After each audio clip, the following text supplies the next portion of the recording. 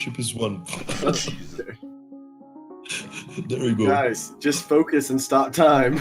Just whip real hard and enforce time to stop. It's simple as that.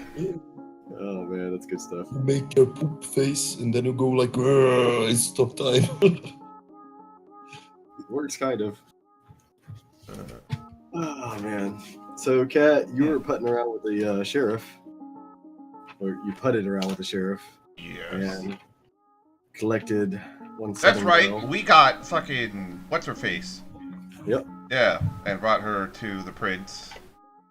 Yeah, you got some pretty damning evidence on her. Mhm. And she was throwing some stuff in an incinerator. Yep, bloody clothes. Yeah, she did claim that was just part of her normal nightly thing. Mhm. So, but yeah, you sheriffed. Yes. Well, you were with the sheriff at least. Right. And at as You keep at saying that makes Elysium, me nervous.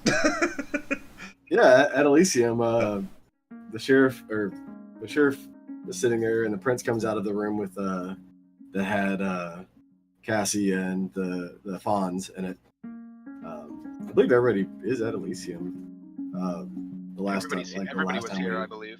Yeah, the last time we left off, everybody was at Elysium because you all seem to have brought a puzzle piece to him. Oh, right. Yes. Yep. But the prince disappeared behind the door into his private chambers, dragging Cassie and the fawns by their feet. Oh. Yeah. Oh my. But the prince comes out and he says, "Well, they have some recuperation to do before they're going to be any use to me." You got the Cat. You got, I don't know if you wrote it down or not, but you got that nice rowan wood diamond tipped metal reinforced stake. Oh, right. I do remember still having that. Yeah, threw that at you. Remember? One side first. I know I wrote it down. Yeah, I just wanted to remind you. Yeah, I appreciate that. But yeah, Victor standing there, kind of statuesque, like outside the door. And he says, "Well, that was an awfully good job and fast retrieving Miss Gladys here. I'm gonna see her next." And he says, turns to Victor and kind of nods at him, and Victor nods back at the prince, and it's almost like they exchanged some sort of conversation there. Oh boy. No one really heard out loud. Right. And Victor flicks you a little something, like a little pouch. Okay. I shall catch it. Yep. And he starts walking out. Who, Victor does? Yeah. Yep. Starts walking out, and he kind of chuckles on the way out. Like, and he keeps walking. So I know all about God, what are they called? They're not gris. They are Not what? gris. That's not the term I'm looking for. Hex pouches, pretty much. Does this happen to look like anything like that? No, not at all. Okay. No, it's just Does it a little jingle? velvet pouch. What? No, it's got something like circular, like a little disc in it. Okay. I will tentatively open it and see what's inside. It's got a little it's a little like round box. Looks like an old tin, like a old mint tin or something like that. Okay. A little metal mint tin or something. Got it. But it's real old. It has like the old stylized Western, like kind of, writing on it, Okay. all scratched up and real old. Huh. Yeah, it has a date from the 1800s on it, like Jesus. early 1800s. So Okay. And Victor walked off. yeah, he just walked out, kind of chuckling to himself. I'm really nervous about this. There's a little rattle. There's something in it. It's rattling a little Oh bit. God. Fuck it. I'll sort of step back into like a corner and reach in and open up the lid carefully, Yeah. gently. There's a little brass disc in there that has a little etching on it, in English. You said you kind of went into a dark corner or something. Yeah, so it's a little hard to read Okay. what the etching says because it's, there's some brass and it's just Right. real old. So Okay, I'll move under a light then. To read the...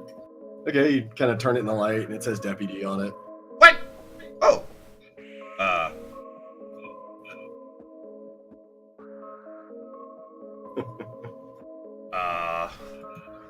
Well done. It's real small. I mean, yeah. it's smaller than that. It's like the size of a quarter or a silver dollar. Okay, sorry, like that. I guess this is a thing now. Yeah.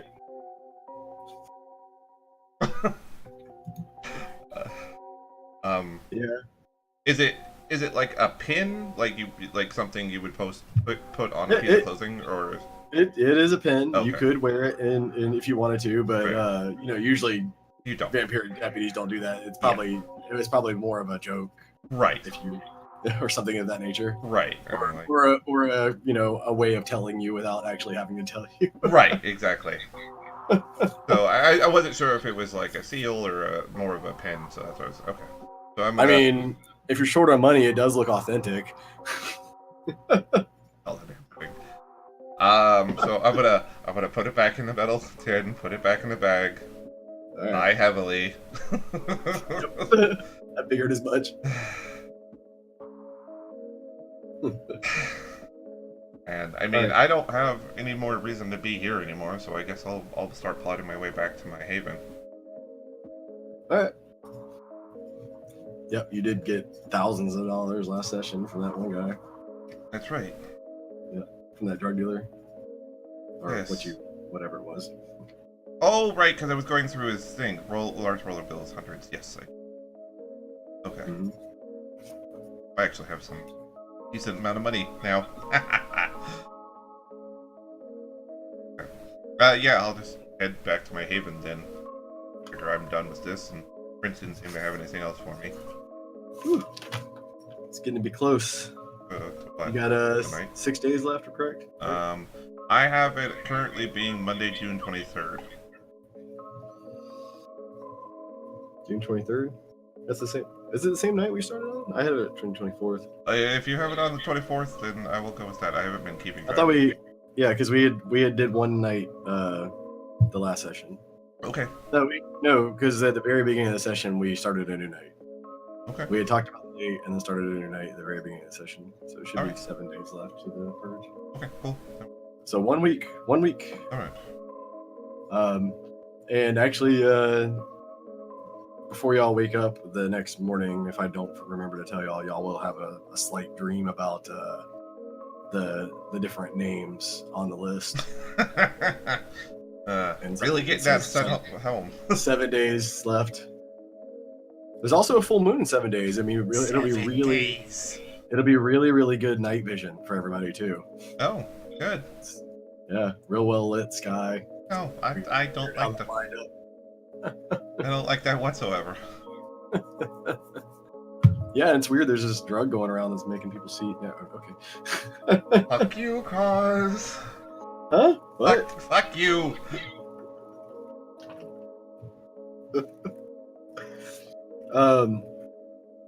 So the prince ends up taking Gladys into his chambers, and when he does, he says, "Oh, excuse me, let me move these," and he grabs the ghoul and Cassie and just kind of throws them out of the office onto the carpet, and they just kind of plump onto the ground, unconscious still.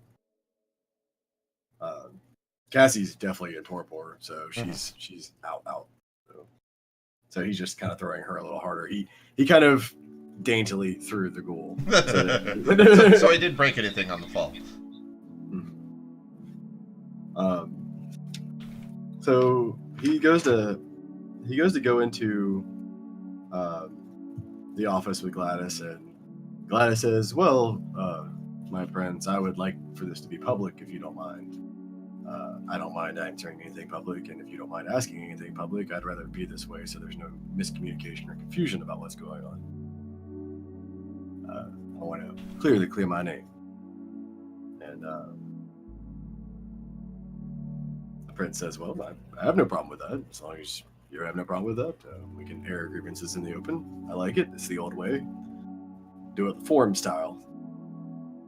He kind of claps his hands at everybody as you're walking out, Cat. Oh. You hear this clap happen. So it's up to you. You're at the door. Right.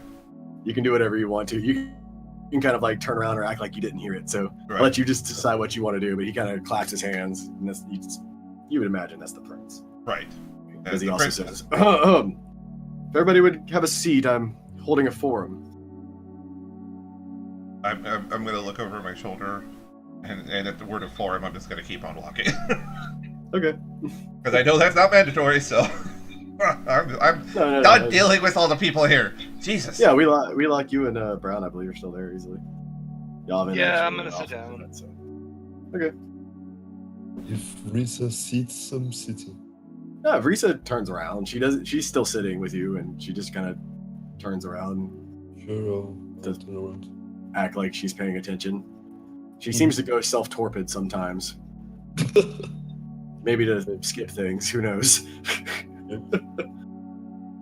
But yeah, Kat, you can you can go ahead and learn that ritual. Yes. It's been 3 sessions, so that was a level 3 ritual, right? No. All is level 4. Level 4? No. That's fine. That's fine. Sure. It's been, yeah, we had some downtime there. Okay. So yeah, Flavius stands up and he's like, well, I need to know about these homeless. They say that they're being murdered, and we have had a description of someone that looked like you doing it, Gladys. She says, well, do you have a we can't do that ritual, can we? How else can we make sure I'm telling the truth? Does anybody no? Okay. She's like looking around. She's like, well, they're not here. I can swear on my bloodline. However, I'm caitiff. And you see Flavius give a condescending look immediately to that comment. He says, yes, and I am tolerating you currently. But that toleration is growing. It's growing very short. Mr. Doctor, you can read minds, correct?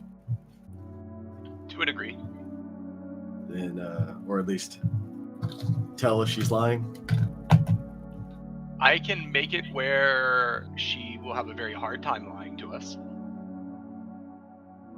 Oh, my dear, I'm afraid that won't be necessary. I don't plan on lying about any of this. Can I just tell my story and then you can make your own judgment?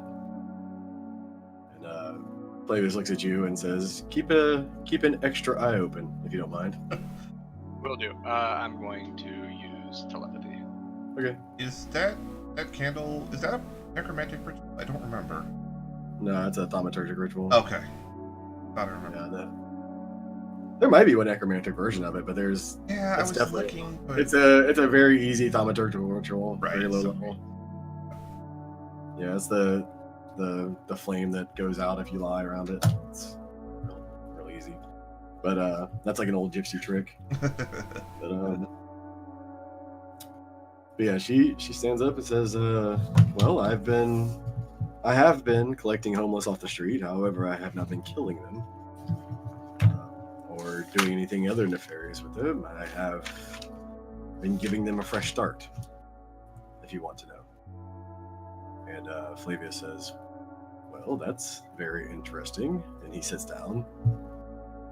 Please expound. Well, I have also heard of the deaths going on, and we have also collected many bodies and got them off the street to have any breaches of the Masquerade stopped. There is indeed, I know, another vampiric threat out there, killing not only mortals, but apparently vampires, as I found out just a night or two ago. As I found some ashes at a scene that I was investigating and left quickly thereafter, as I heard something impact the ground very forcefully.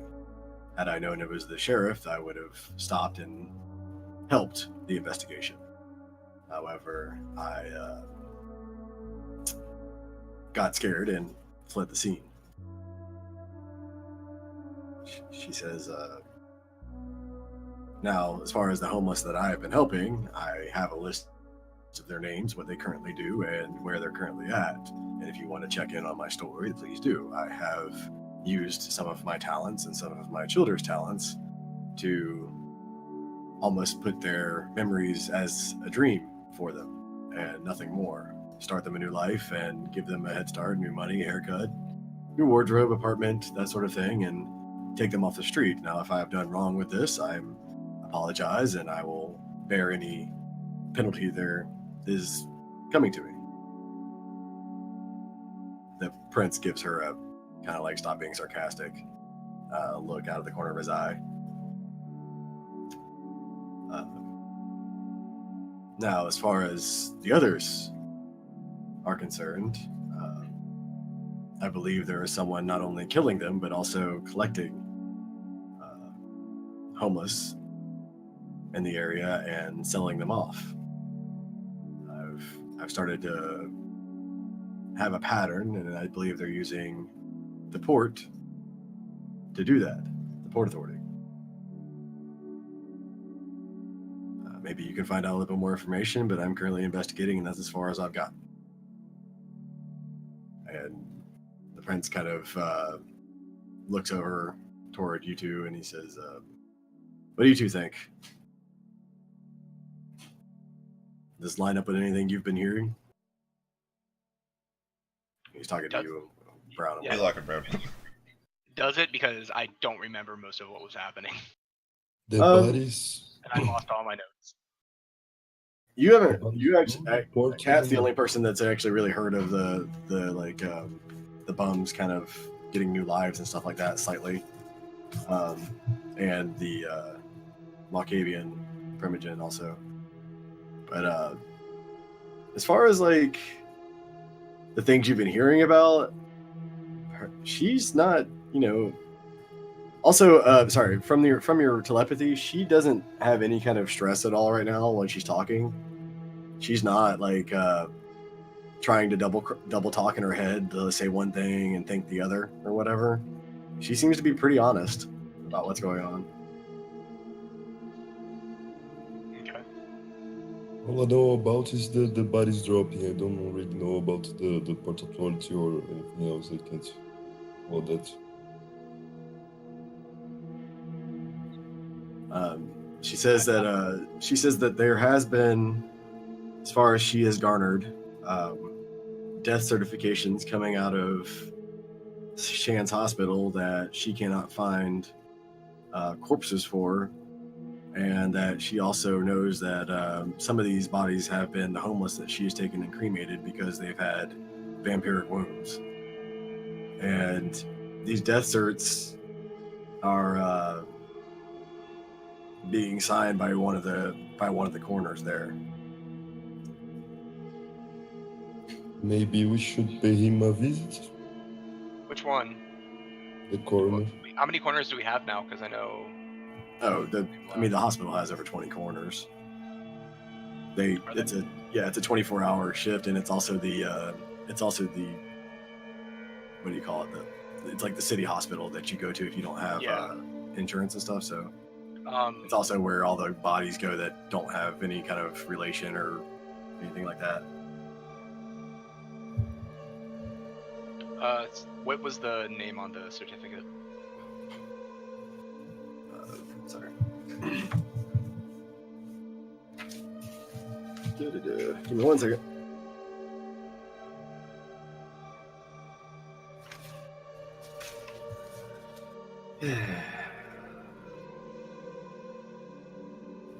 Oh, okay. Yep. The Dr. Vrin. That's it? No first name? No, because the signature just, you can't really, it's not really. Do you really? You should go around as Dr. Maze, don't you?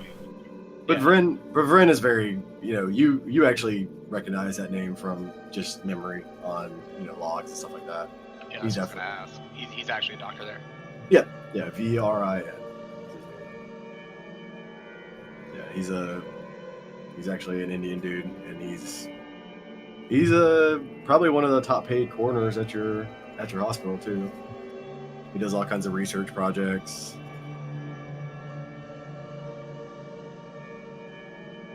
But she has not been able to get over there because it seems like he does most of his work during the day.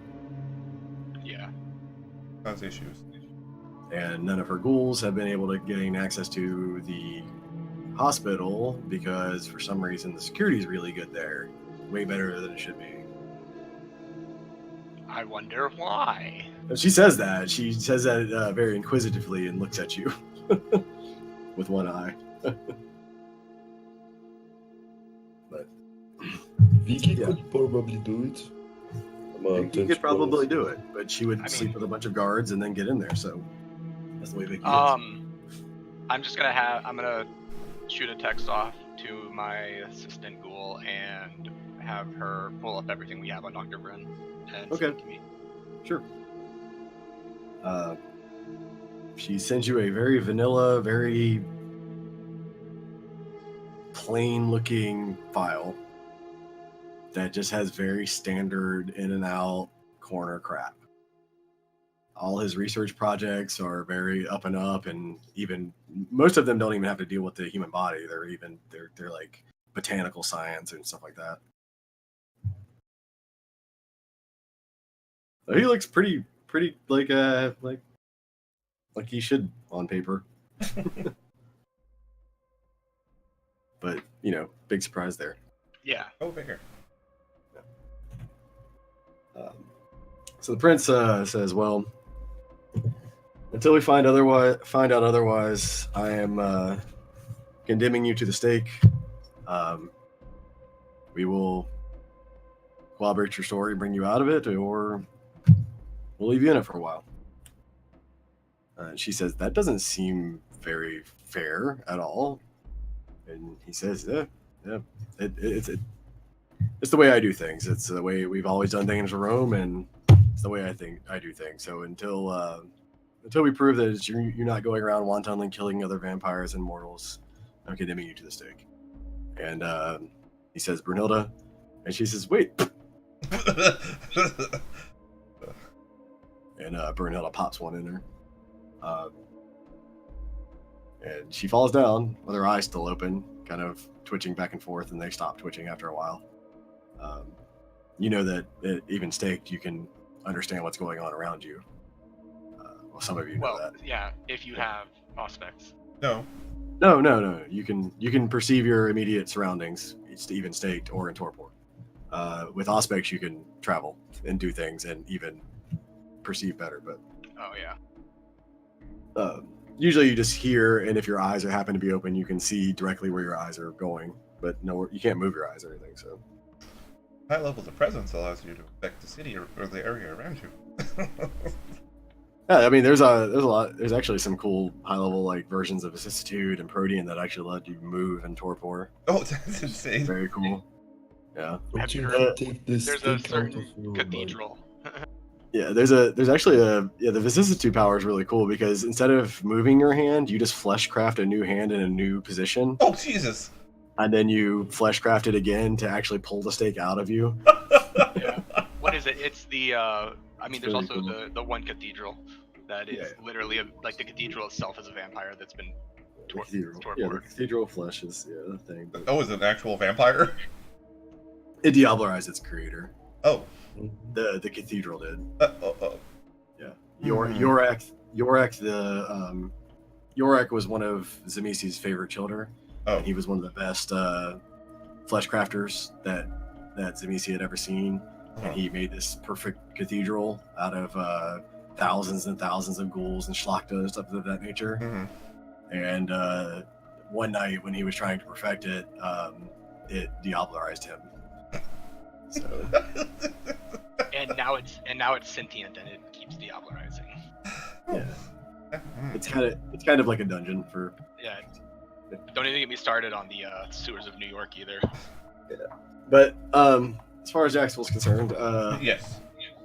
yeah, the she gets condemned to the stake. The prince says, "Well, we have a bit of investigation to do.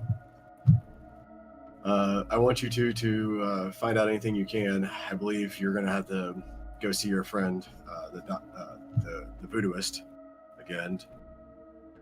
He seems to know a little bit about the story and maybe be able to corroborate it. And if he does, then I'll be happy to let her go before we catch the real person. But I would need him to be sure about it first. So, I will say, Prince, she wasn't.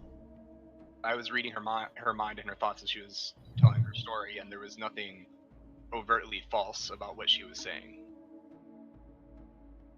he says, "Well, it may be the old Venture in me from the old days, but."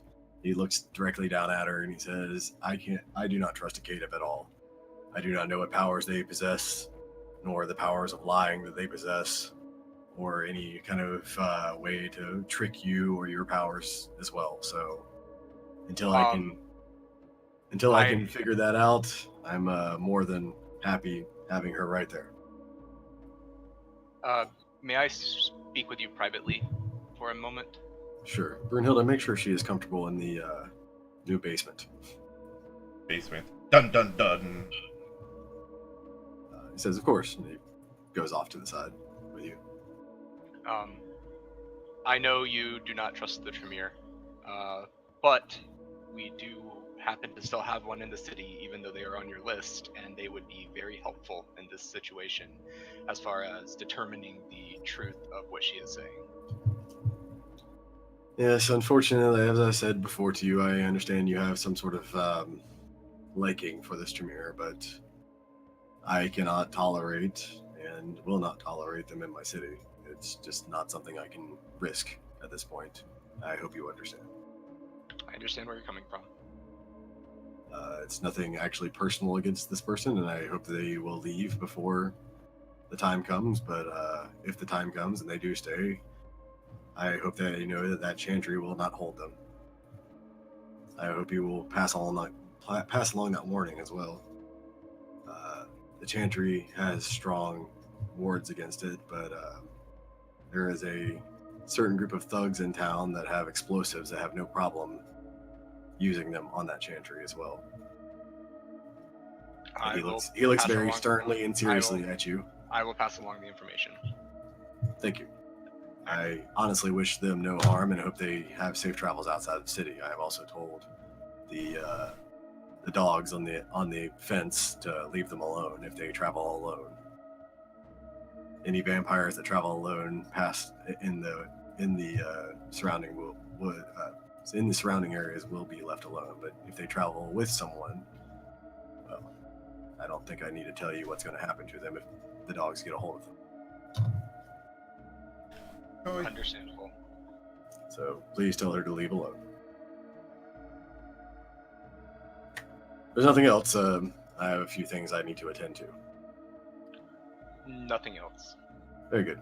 Please catch up with your voodooist and make sure that you tie up these loose ends for me pretty quickly.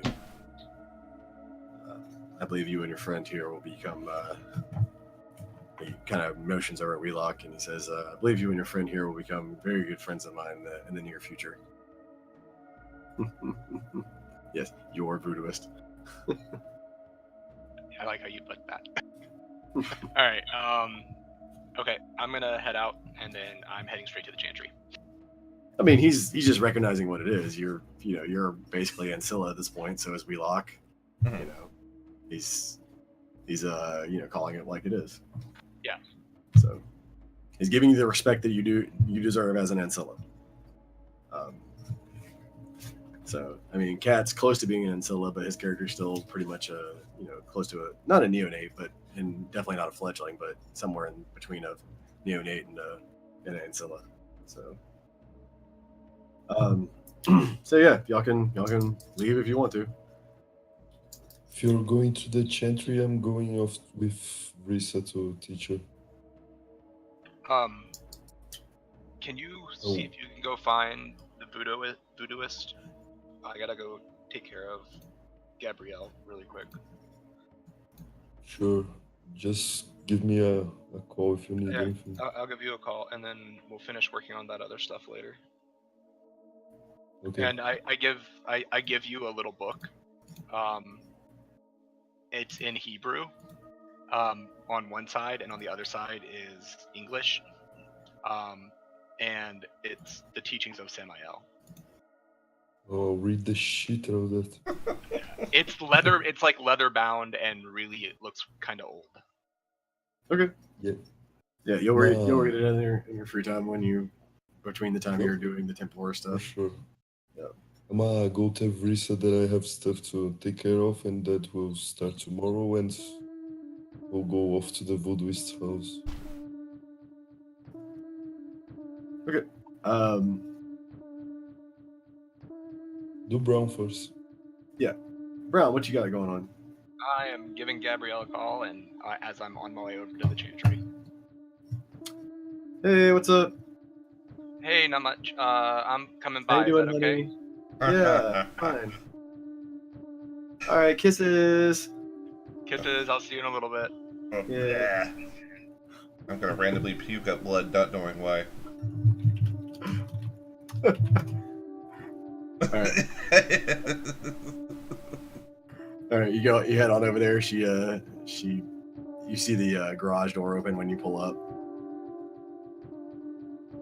and she waves at you through the window. Yeah, I head on in. Okay. So Shoot you. I just left Elysium. They're Mhm. dealing with a vampire that is going around killing homeless. But That's terrible. yeah, the new prince said that he's going to have thugs come and blow up the chantry with explosives. Oh. Well, that's mighty nice of him to warn me. Then I know what to prepare for. And you know me, I'm always worried about you. Of course, I understand. She kind of caresses your face. I have some important projects I'm working on right now. And she kind of like closes the door behind her with her foot, like so you can't really see in what's going on. Yeah. And make a perception and alertness roll if you want to. Alertness or awareness? Alertness. Totally trying to hide something from you, sir.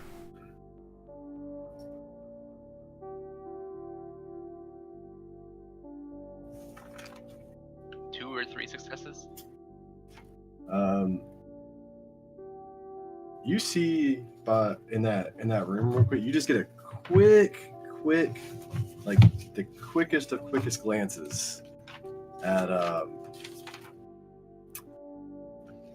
Leslie Noble. She's like she was sitting at in a chair at a desk. Like you catch the back like corner of her head as like the door closes. Please. She was the old. She filled in for Prince for a little bit, right? Adjunct Prince. She was someone on the list to be Prince. Right. Yeah. She was a. I mean, I don't know if your character really knows, but out of character, she is a really powerful Nos. Yeah, she was the scourge of. Oh, right. Yeah, that's what it was. The one that Wheelock wanted to bone. Still wants to bone, yeah. It says yelp. Oh, Jesus. Okay. Does that thing still work that if I look at somewhere when I'm in here, I just end up there? It can, yeah. That's I really like that. That's really neat. I'm literally like just geeking out about that. The fact that I can like essentially teleport out of here. Roll a. If you're trying not to react to seeing Leslie, by the way, just roll a manipulation and subterfuge real quick, because she's going to say something if she notices that you notice. I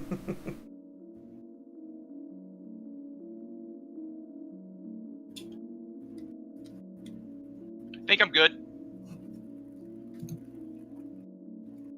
Hopefully.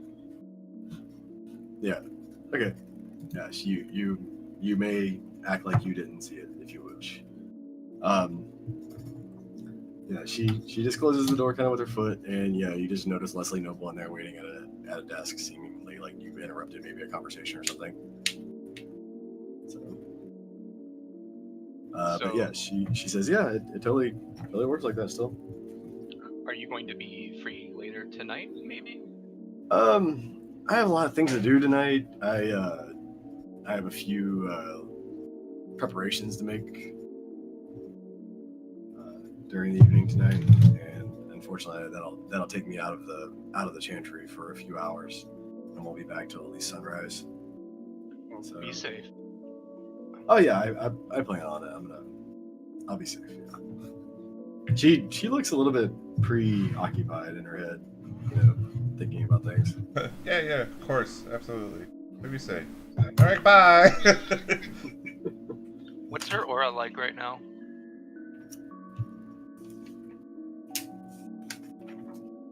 Go to roll. Stay fate.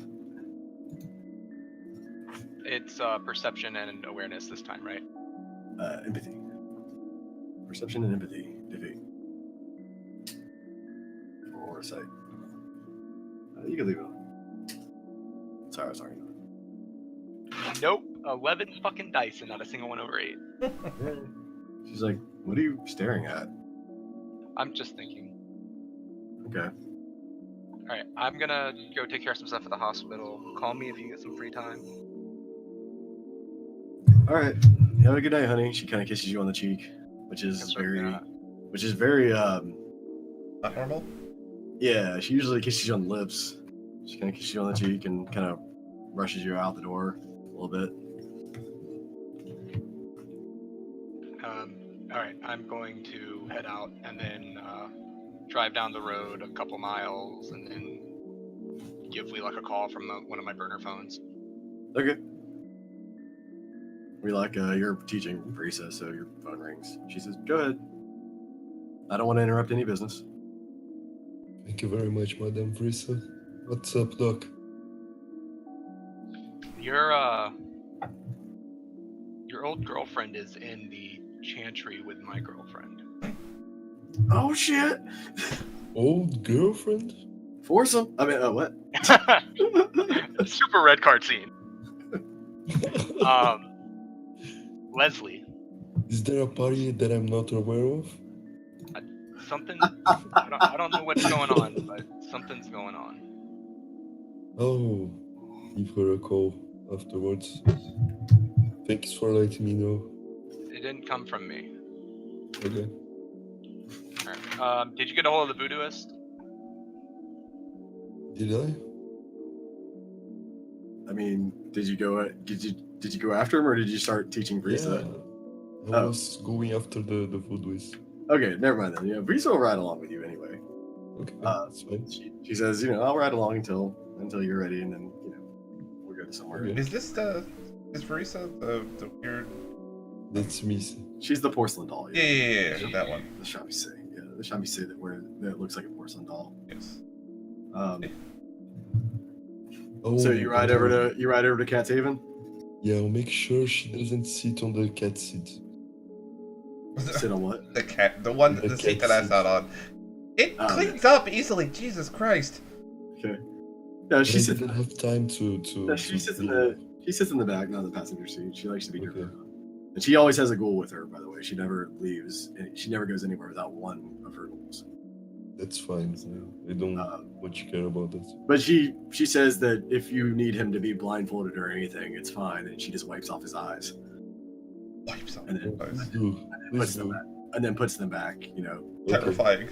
Either way, he won't talk, and if he does say something that he's not supposed to, I'll take his vocal cords from him. Never piss off as the meaty. Nope. That's Don't piss off his agreeable. meaty. They'll wipe your face off. Oh, park by the island and start honking my horn. Really? Really? Risa says, "Oh, that is a nice haven. It's all by itself in the middle of the."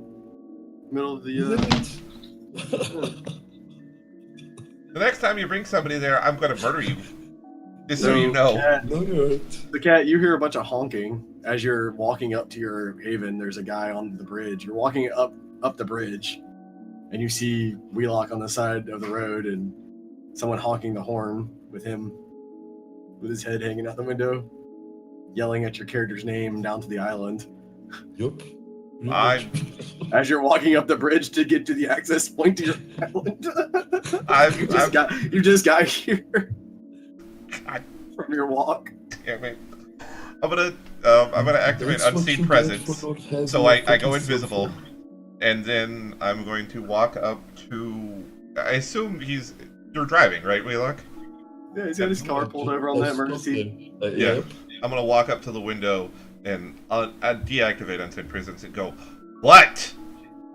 I'll punch him out of reflex. Just make it's a courage roll to 8. I mean that is what coming out of aspects, like that Okay. entails. But it's not gonna like throw you into a fox frenzy or anything, but it might spook you a bit. Okay, so you're fine. Yeah, you're thoroughly unimpressed. He gives you a love tap. Oh, Okay. Yeah. But can I help you? you notice Madame Frisa in the back seat. She kind of nods at you. I will smile and bow slightly. Jesus fuck. Are you trying to get yourself killed? Get in the car. You're the one that has come up to the middle of nowhere and started honking your horn and calling out somebody's name. You don't have a fucking cell phone. I'm gonna pull it out and shake it in his face. Yeah, you do have Then one give now. me That's the right. fucking number. You already have it! No, I don't. If I had, I would have called. What do you want? We need to go back to Elysium, clear up some shit about that blonde Marilyn Monroe girl thing. What? Victor knows everything that I know. I told him everything. That's why I came with him to deal with He this isn't the there. thing. He's not there. It's gotta be you. You, me, and the dog. Get in. And the fine lady is coming with us? Yes. She smiles really big at you, and it looks creepy as hell. Yeah. She does that blank smile, like I'm smiling, not because I actually am happy or have There's empathy or nothing in the anything, eyes. It's just. but the I'm just mouth open. smiling. Yeah, exactly. I have made myself look happy now. Okay. I tried to copy the exact same smile on my I'm face. gonna look around and make sure there's nobody around. Fine. Ugh. No, it's just random cars driving by and stuff. Fine. Let's go. Yeah, when he gets in, start driving and call the dog. Put on speakerphones. Okay. All right, Brown, you get a call again. What's up? I have the voodoo. I have a name. All right, I'm glad you got the What was voodoo. it again, Where do you want to croissant? meet? Where do you want to meet up at? Let's do it at the development on the south side. All right, I'll head over there and I'll meet you there. Okay. I'll drive back there. All right, cool. I'm guessing there is a house or two about ready that we can use for a meeting. You said the south side, right? Yeah. Isn't my place near the south side, or is it? It's across the bridge, isn't it? Yeah, it's across. It's not. I mean, the Chantry's near the south side, so. Oh, okay, yeah, I'll head over there. Yeah. All right, y'all meet up. Oh boy. Okay. Whoop-de-doo.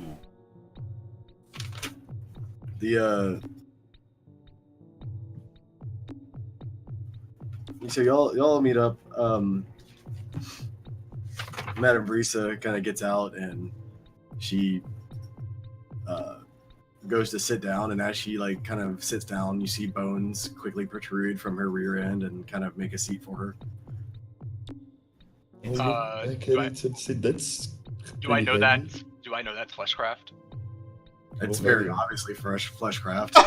Bones protruded from her butt. No, I'm saying like, do I know what fleshcraft is? Like, I'm assuming I do. Yeah. People Yes. Being the immortal enemy of your clan, yeah, or one of them anyway. Yeah. You have multiple. She just kind of goes to lean back, and you see these bones kind of catch her, and it kind of makes a nice reclining chair for her, and she just kind of sits there and watches. Hey, on the bright side, you're not Tremere.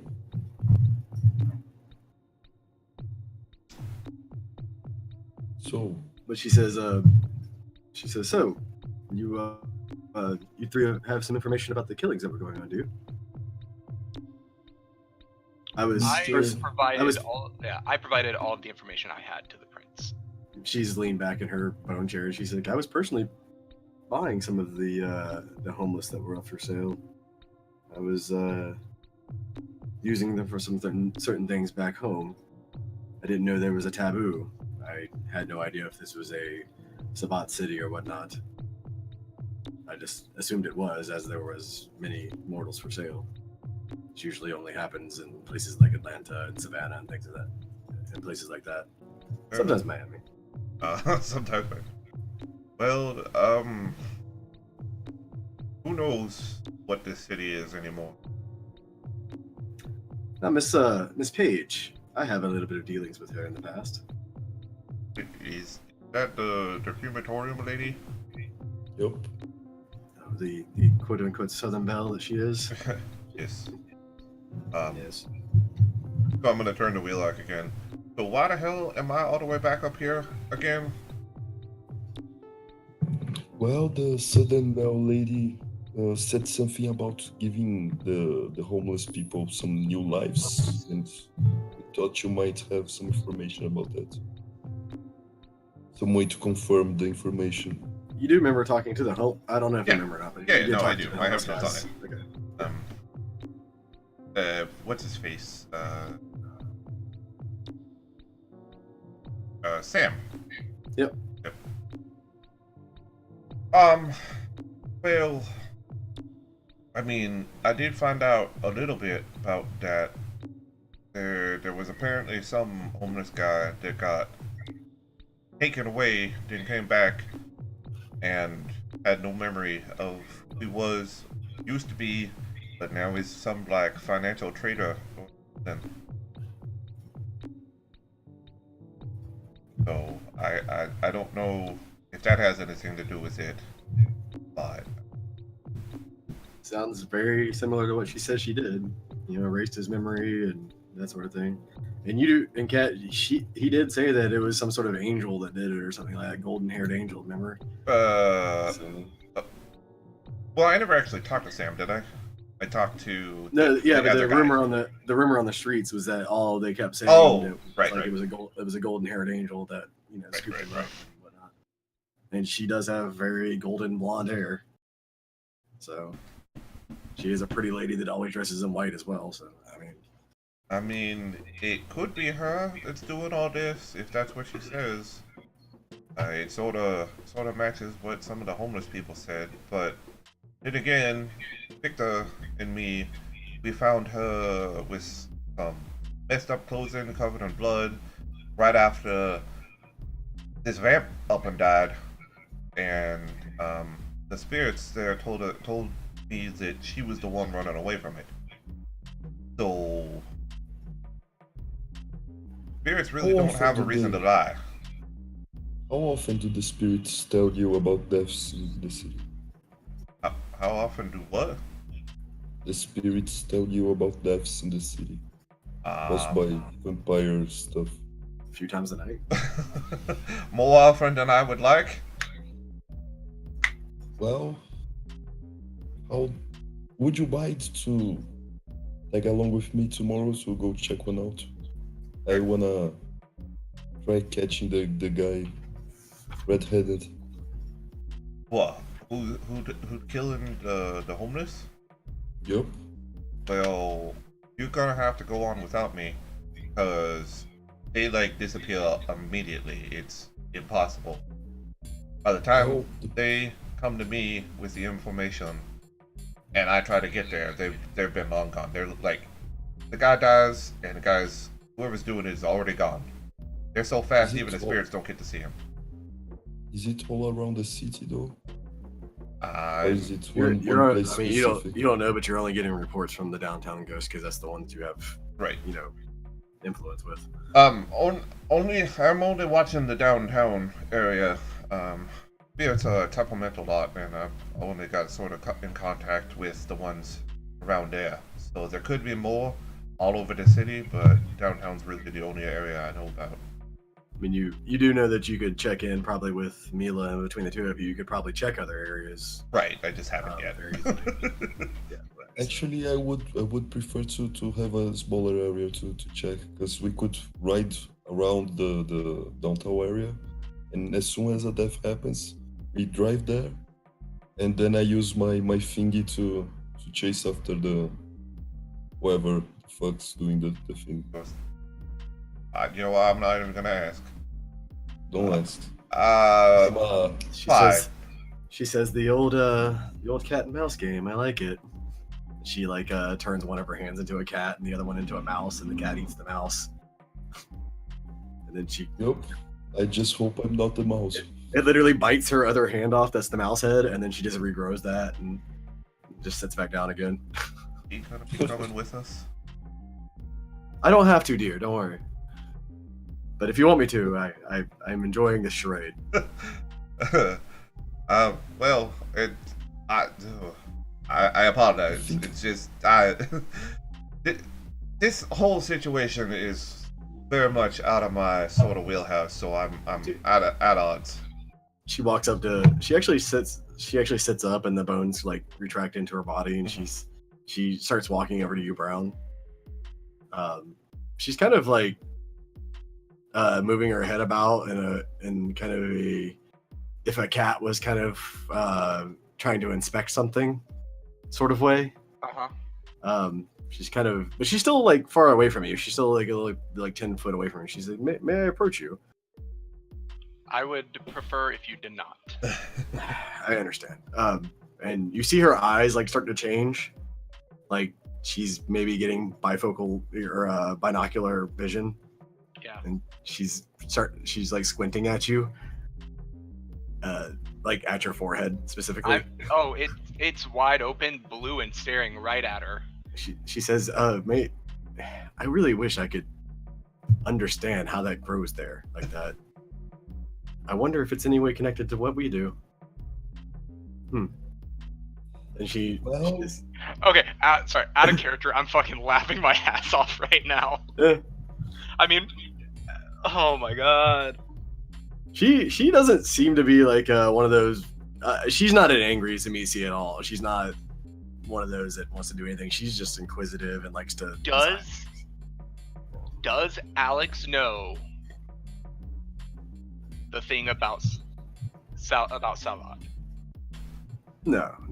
Okay, so he hasn't studied him going to the east and everything yet. No, that's that would be Occult 9 stuff, I'm getting there. Yeah, that's some high end ancient Nada stuff. If you ever get into the Akanu, then you might be able to garner that sort of information. Okay. But for now, no. But she just kind of looks at you really closely, and she's like, "All right, I'm interrupting. I apologize. I have never seen one of these in person, and I've always been so interested in that eye. But if you ever get comfortable with me doing a little bit of inspection, I would love to, and I'll leave it at that." And she goes back and walks off into a corner. That was probably the most awkward thing you've ever had to deal with, Brown.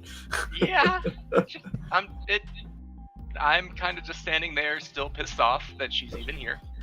If Alex does not get mad about many things, but Samitsi are one of them. Yeah, well, I mean, they are usually evil incarnate, so.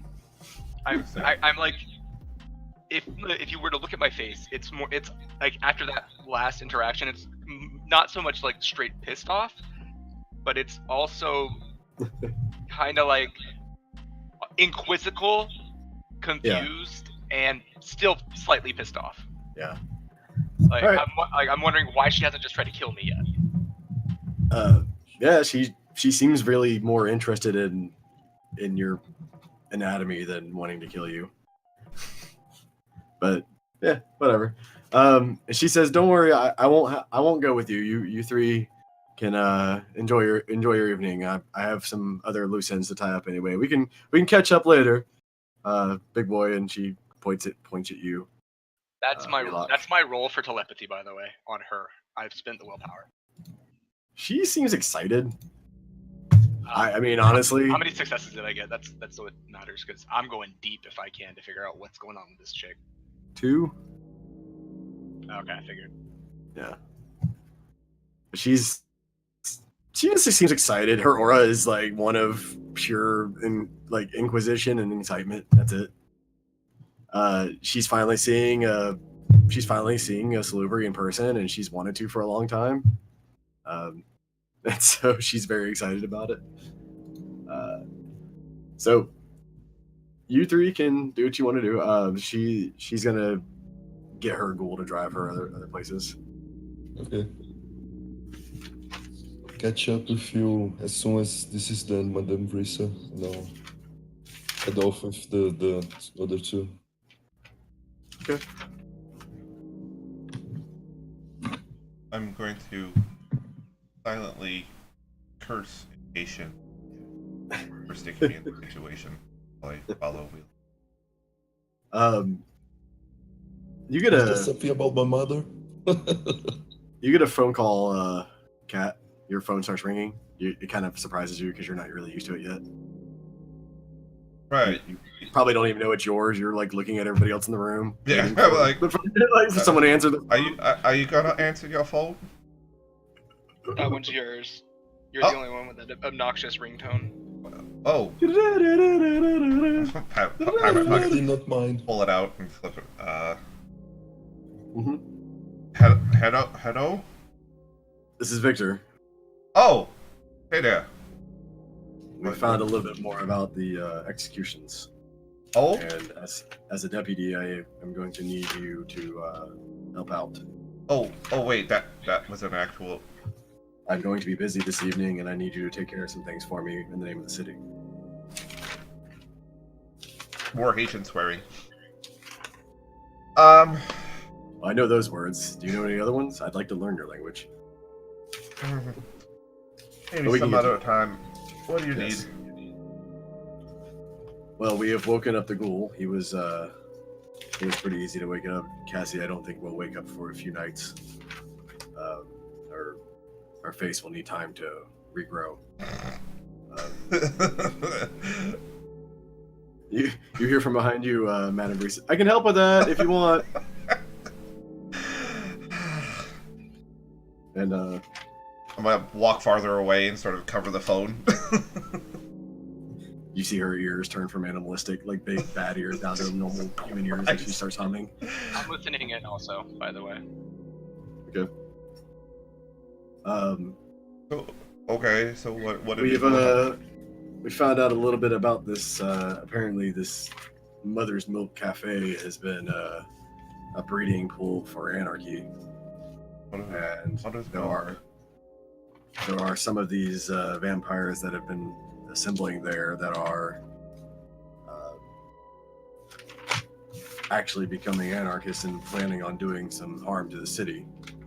So, an ex-clam city that's now a free city is now having anarchs trying to rise up and create an anarch free state? That what? That's what I've gathered. So, as I know that you are not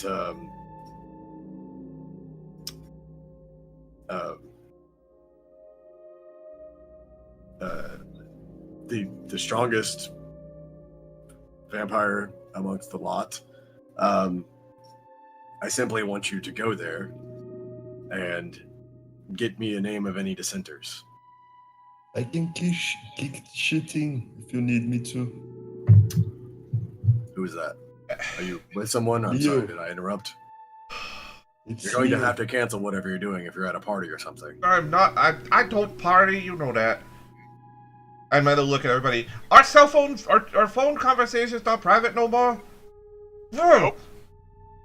You do realize you're in the car with two people with false specs, right? We weren't in the car yet. I was walking. Yeah, Whatever. You do realize you're within a mile of someone with aspect 6, right? Yep. Right? He says, "Well, if you have muscle with you, then all the better. If something goes wrong, then you'll have someone to back up. But I need you to take care of this tonight." Okay, fine. God, I can't remember. I'm sorry, not Mother's Milk, but sorry, not Mother's Milk. Midnight Bean. My bad. Okay, I'm like Mother's Milk. I don't know where that is. Yeah. Mother's Milk is a different place in the city. So. Okay. That's Midnight the one Vera Underwood, the old Primogen owns. All right. I mean, I guess I will. I'll try to find out about the place then. All right, Victor, no problem. Thanks. Hang up.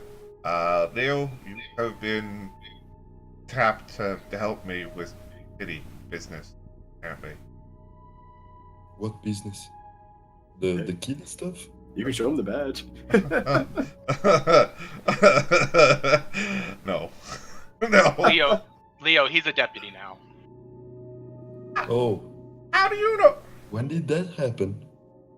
How do you know that? He said it while you were on the phone with him.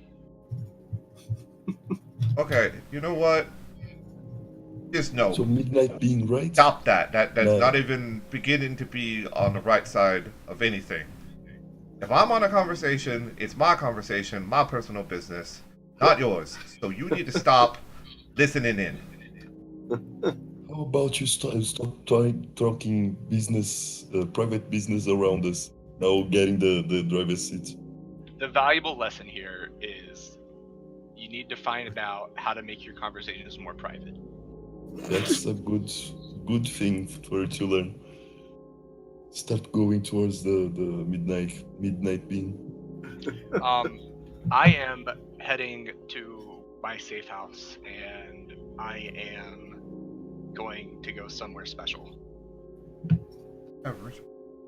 Can it Do you need help with that? Where's the spectrum? Cross knows what I'm talking about, so Yeah. that'll be later on. You gonna try to go to Arcadia? Yeah. Level 3 ritual, Den of the Damned. What's that? There's a level 3 necromantic ritual called Den of the Damned. Pretty much Didn't you makes need it anybody that's trying to listen in gets wails of the undead in their ears. Brown. That's awesome. That's a good one to have. Yeah, you should get that one. Alright. It's I am currently going to work on that one next.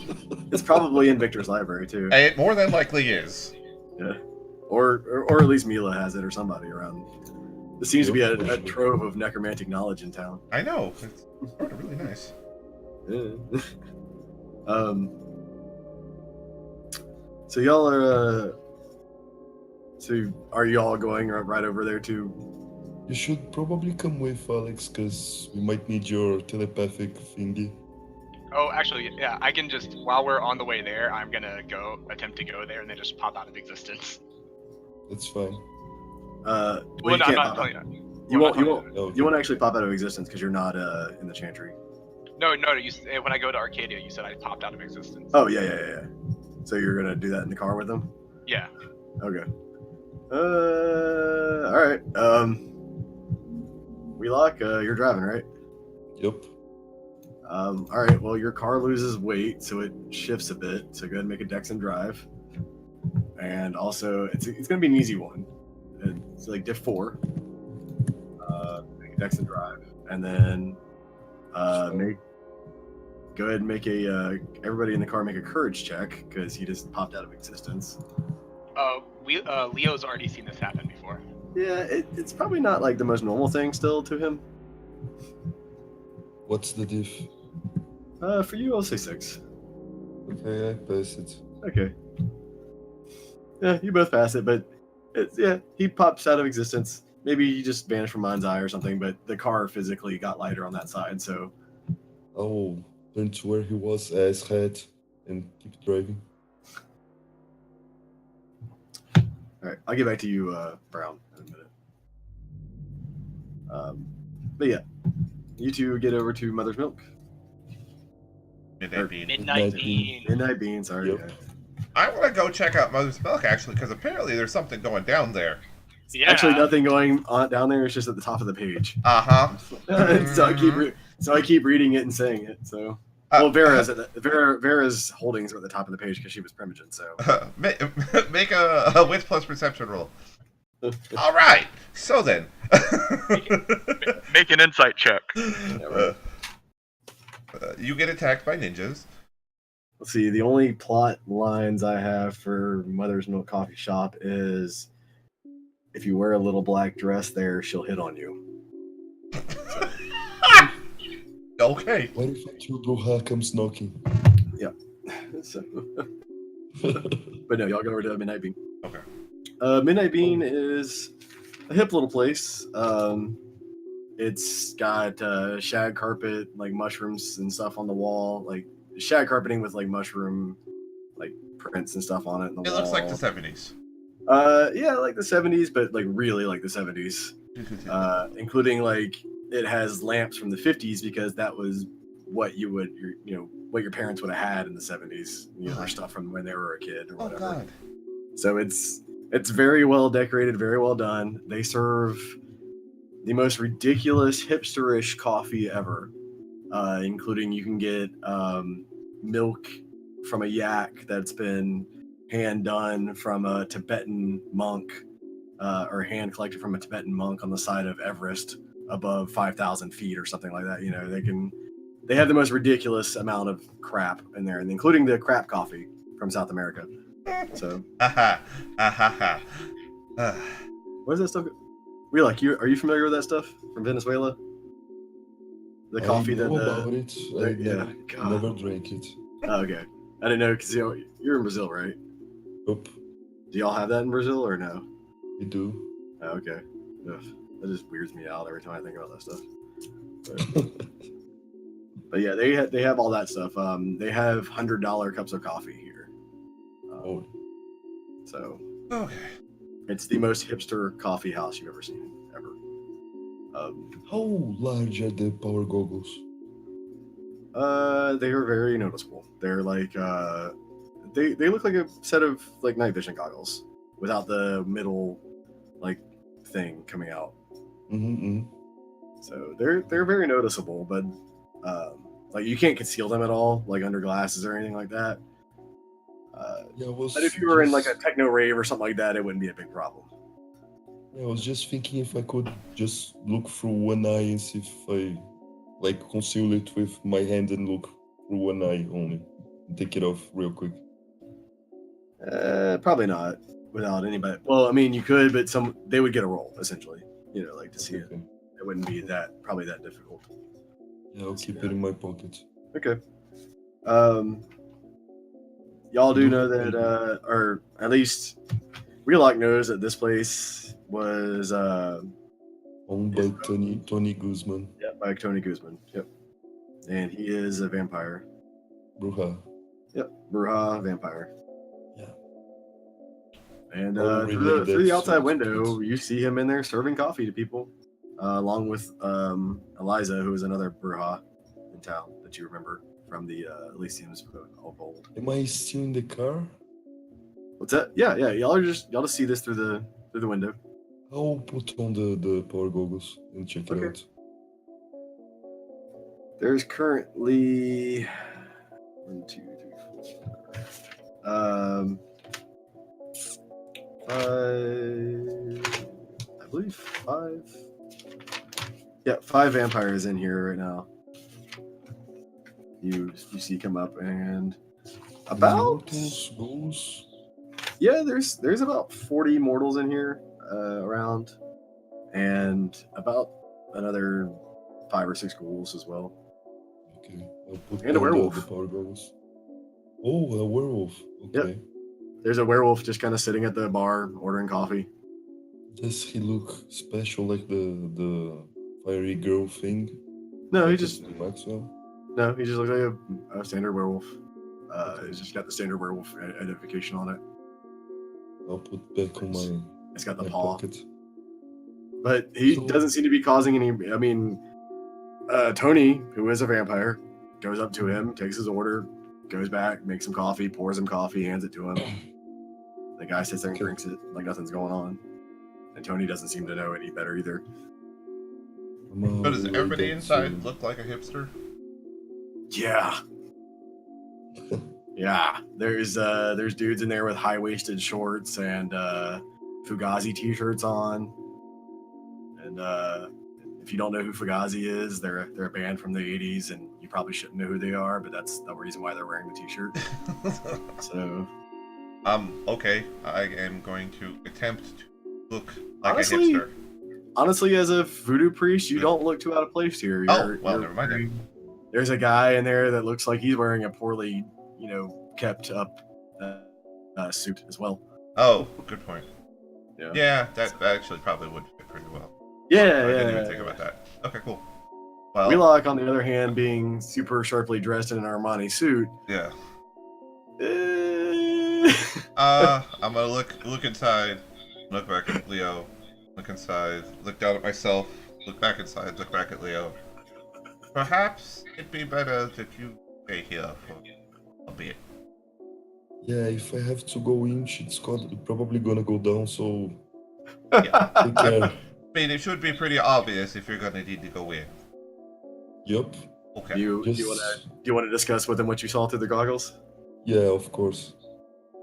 I'm gonna tell him about the werewolf, the ghouls, the vampires, and the mortals, and 5 vampires, a wolf, a werewolf, at least 5 About ghouls that 5 he's seen, ghouls, and about yeah. 30 immortals at least that you've seen. Wait. Now, There's one of them furry ones in there. I'll Yeah. give him the power goggles, turn it on real quick, and turn it off. Look at them. What Yeah. in the world are these? you see fangs pop up over the heads of 5 people in there when you put them on your eyes. You see like a paw print pop over the guy at the bar. He just looks like a 19-year-old scrawny kid. He's got like a little blue baseball hat on. Doesn't seem really all that auspicious at all. Oh. And then you see the like a vampiric symbol for ghoul over the heads of 5 other Okay. guys, and then you see just the symbol for man over, like, it's just like the medical symbol for man over Right. over a bunch of other guys, like about 30 something or so things. Um, One thing that you do notice while you're wearing them as well is that because they do give limited sort of X-ray heat vision, there are multiple alcoves for doing quote unquote homework in this place that make it really easy for people to feed in. So yeah. Interesting.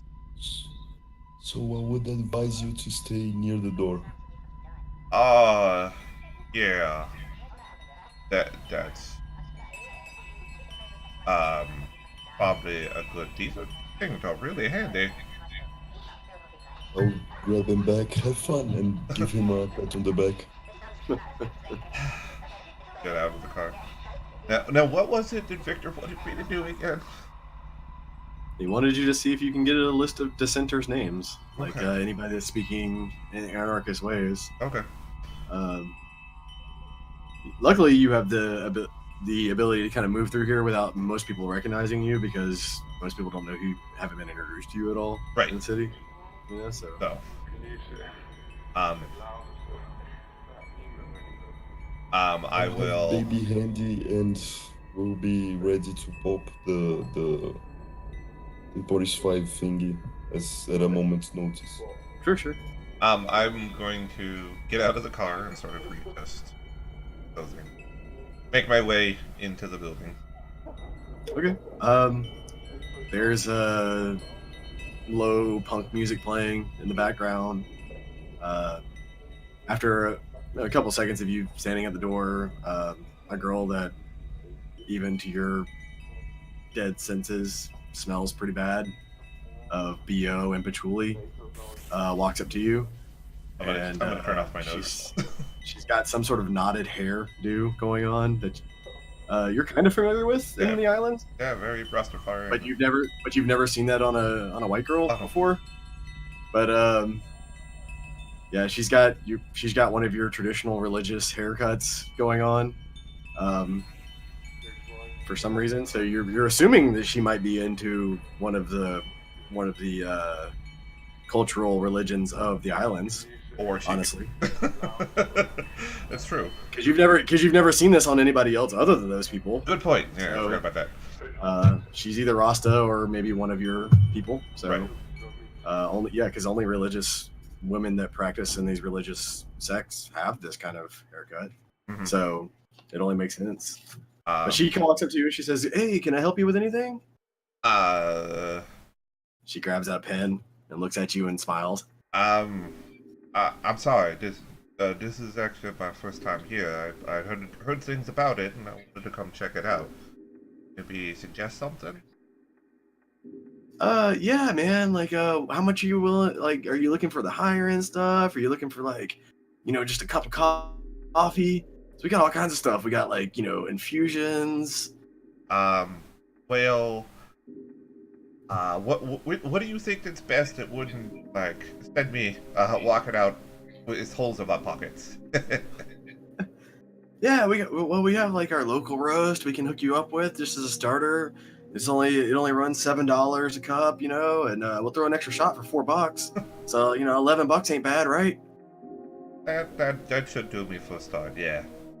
Yeah, all right. Would you like any Himalayan yak milk in that for an extra $3? I think I'll stick with the coffee. Thank you.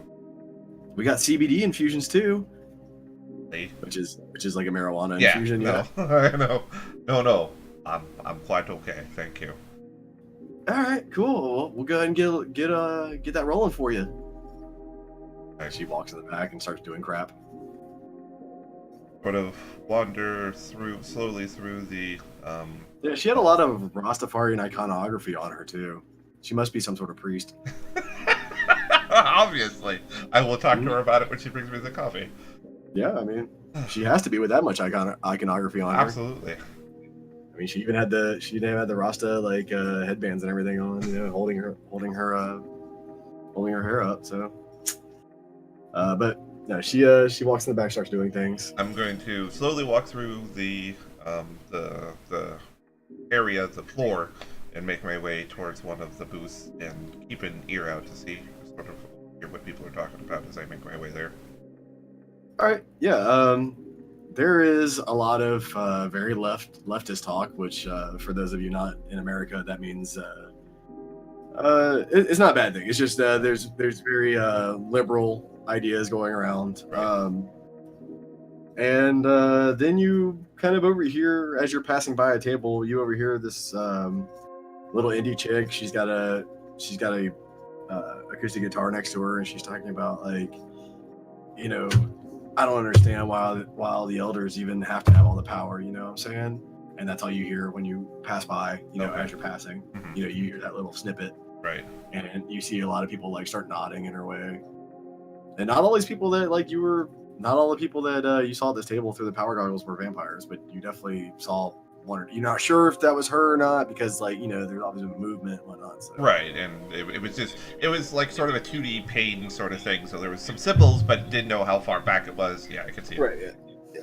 So.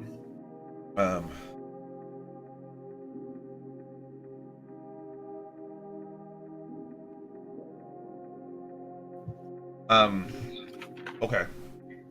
But yeah, you go back and sit down at a place. I don't, if you want to get into a place where you can maybe overhear their conversation. Yeah. You can go give me a. So let me go. Give me a general dexterity and let's say stealth. Just a dex and stealth roll. Just general stealth, dex and stealth, just to kind of position yourself in a way where you're not going to be obviously looked at over somebody's shoulder and getting a nice. Yeah, I mean, yeah, you use your knowledge of how to move around, and this place is easily built to like have a shitload of hiding spaces in it. There's a lot of like old hippie tapestries hanging around, tie-dye stuff.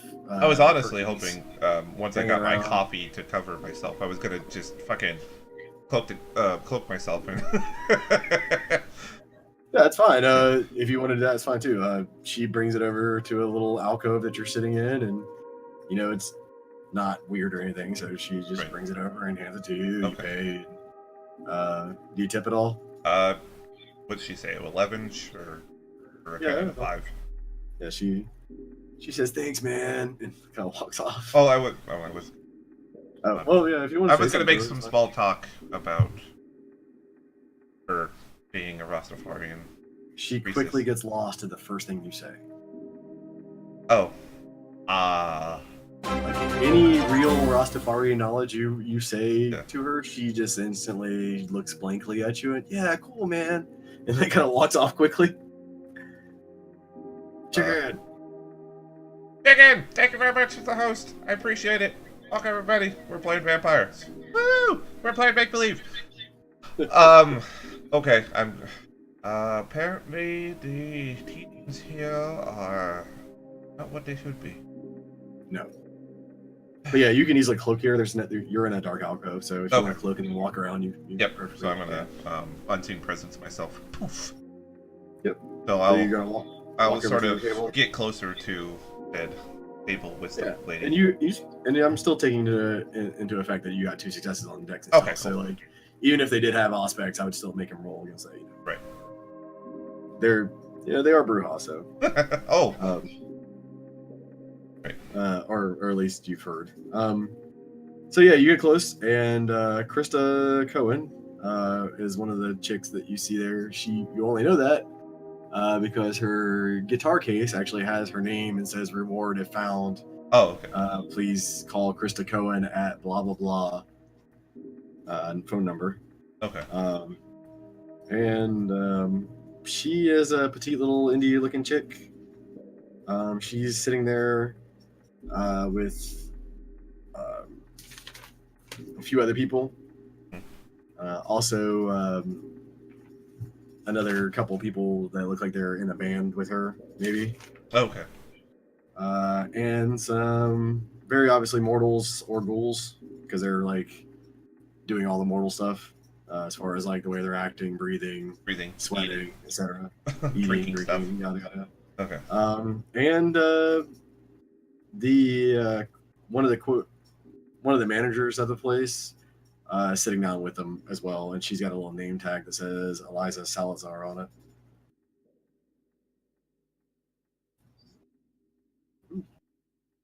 Now, does she look like she's breathing and stuff also?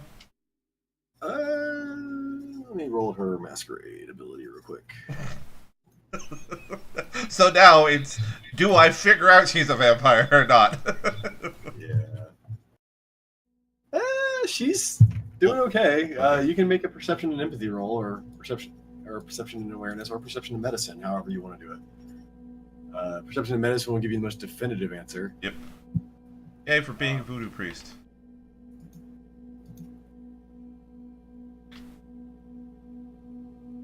Yeah, she's not doing everything quite right. So there's the breathing, but then there's a hitch, and it stops for a second, and then comes back. And... Got it. Okay. Yeah, she doesn't breathe while she talks and stuff like that. Yeah, okay. She forgets to do the inhale between the sentences and stuff, But yeah, she's definitely a vampire as well. And then Tony, the quote unquote owner of Midnight Bean, on his name tag, comes over every now and again and listens in and actually adds to the conversation that's going on. What was Tony Guzman, the guy who owns this place, and they're all talking about how like the establishment, quote unquote, has all the power and they're tired of it, and that they don't want to have anybody telling them what to do, and they just wish they could live their lives the way they want to, and they want to recruit people to take down the establishment in whatever way they can. Row, fight the power. And they've also done multiple mentions of how the money is the root of all the problem, and disrupt the money for the establishment. And that's how now. And so there's a couple fervent young lads that are like, yeah, I'm all about it, and they're basically giving them an initiation kind of talk. Okay. And it does seem like Tony and Eliza are kind of into it. And after you see a couple of them are like, oh, I'm not really with this, and they get kind of scared and walk off. You see the girl that is doing the talking. She kind of nods at the other girl, and she gets up and starts following the two that kind of chickened out, and she follows them out the front door. The other three that were about that life, they get led by Tony. He kind of looks around left and right, and then opens up what looks to be like a secret panel or a door in the back of one of these like little alcoves. Okay. And he lets the three new initiates in through that door. So you see an active recruiting cell going on. Okay. So how big is the door? Like, is it just like big enough for one person to get through? I mean, it's like it's a small like panel door. I'm trying to decide if I can sneak in behind the last guy. You'd have to make that decision very quickly and make a roll right now. Because the door is pretty much closing. Okay. What would it be? Dex plus stealth? To get into the door, it would probably be Dex plus athletics without anybody knowing. Nope. Never mind it. You'd have to make like a stealthy jump roll to get into it right now. Okay. Yeah. No. I have 0 athletics, so that is not a thing. I know that I wouldn't be able to make it. But it closes up, and then like you see Eliza, or you see not Eliza. Eliza goes through with them, and Tony kind of drops a tapestry back over the panel.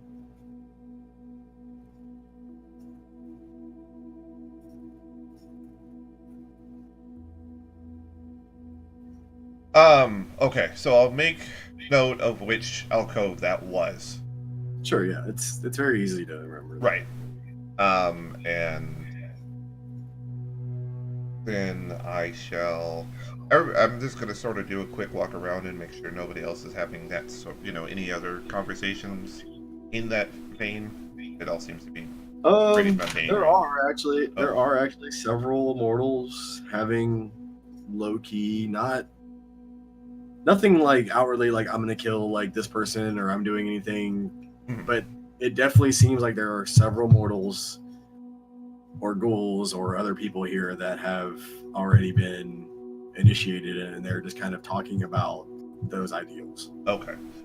So what's there's the already doing? like, what's up? Is the Wolf part of this conversation, or is he just enjoying coffee? He's just drinking coffee. Okay. Yeah, he doesn't seem to be actually talking to anybody. He's watching the news on the TV. Okay. So he just enjoys the coffee and happens to be here. Yeah. Okay. That's what it seems like. I mean, that obviously you're not going to tell me that's what he's doing. That was just voicing. Yeah, he's not talking to anybody or anything. No, you don't see anything weird going on with him. I'm actually worse than a Nosferatu. Actually, kick. when you walk behind him to like see what he's doing or whatever, I mean, you're not gonna walk up to him obviously, but just walk past him or whatever. You do see him kind of like turn his head slightly and sniff the air, and like kind of like look over your way, but doesn't like really seem to see anything, and just kind of like shrugs a little bit. Oh yeah. Sniffs again, and then kind of like shrugs again. And I will walk past him.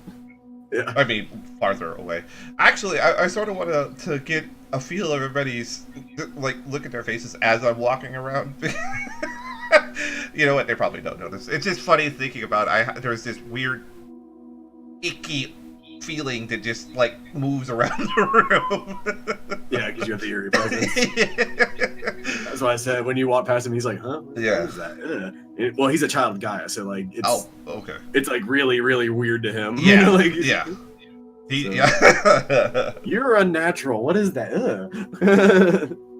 Okay, so I am then going to walk out the door and hope that Wheelock saw that woman follow those guys out, but I will also try to.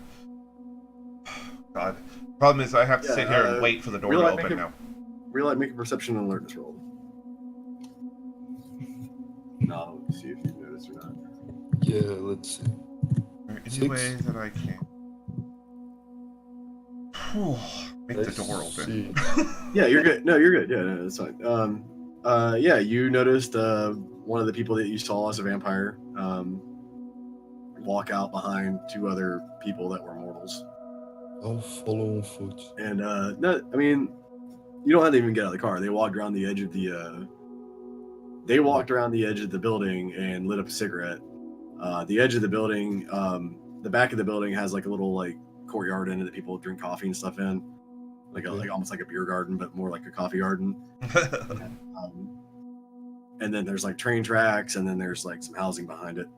But they walk back to the train tracks all the way back there, and they're smoking a cigarette.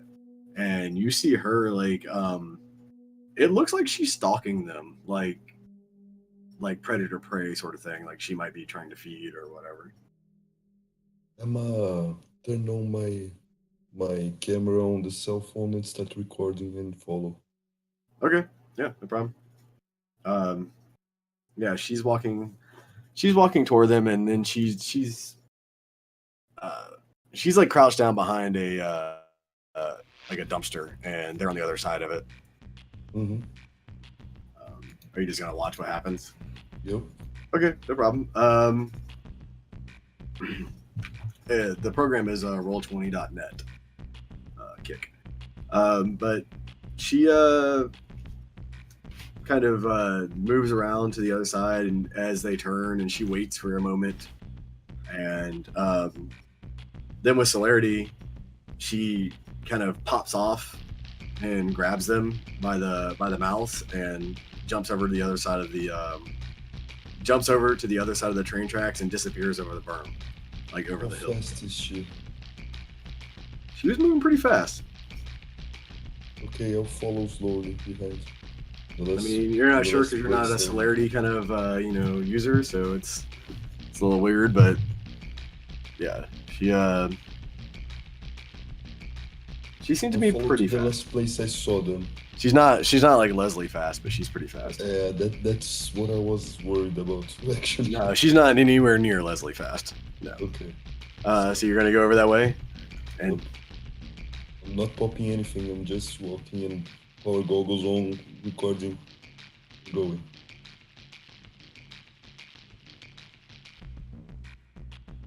And I think my ship just died.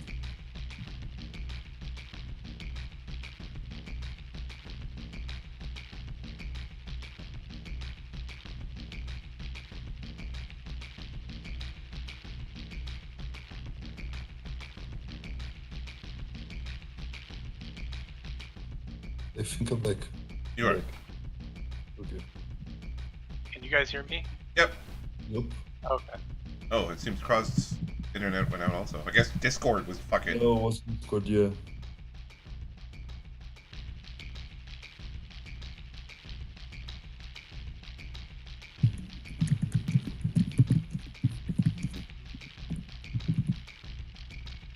No, I said.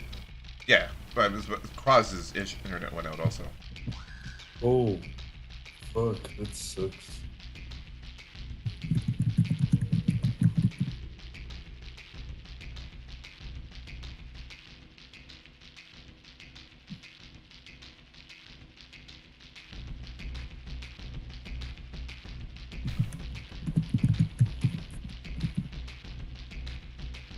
So, we're on Okay. pause, chat.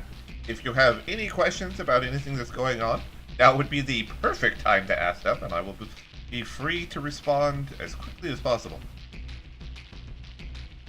Or any characters as well, Yes. since we're all here.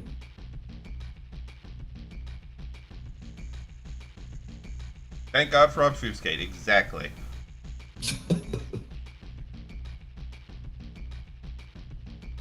Any questions at all? Right. Yeah. So, I mean, I just added an ist. Americans like to add tenses to words that don't actually have them to turn them into different things. Like verbing words that shouldn't be verbed. So, I apologize. Do you guys want to take our break right now? Our nightly break? It's probably not a horrible idea, so if you guys need to go to the bathroom or grab some water, or Yeah, probably the best time. I'm Right. Yeah, it's I'll like do that. Be right it's back. 2 a.m. Okay. So Yep. not the right time anyway. Okay. I just wanted to make sure everybody had the chance to ask if they need. So as you can see, Rumor, I actually spent the points on additional discipline because I'm a voodoo priest to take necromancy as my fourth Cross clan is back. discipline. It's fine. Well, I should probably grab Cross. So, Brown came up with a good idea. It's almost 2, so he already took off to take the break for right now. All right. Yeah, that's fine. Sorry. Yeah, we can take a break if you want. Okay. Yeah, my router for some reason just lost all connection to the internet. That was Okay. great. Yeah, shit happens. No, I mean it should be fine. I mean it seems like a fairly strong signal, but I had some latency issues today. I know they were doing some work on my lines the lines around my neighborhood today. So my down and up were fine, but I was getting like 400 ping. So Nosferatu interference, exactly. The fucking Shrek net is killing your internet, Cross. We were getting too close. yeah, exactly. That's what it is. All right, yeah, we can take a little 5-minute break or whatever. Okay. Do y'all want 5 or 10 or what do you want? 5's probably fine. Yeah. 5. Okay, I'll see you back at about 5 a.m. then. Okay. Okay. All right. Yeah. Alright, chat. I will be just a minute. I just need to go use the bathroom, but I will be right back and we can have more questions and stuff.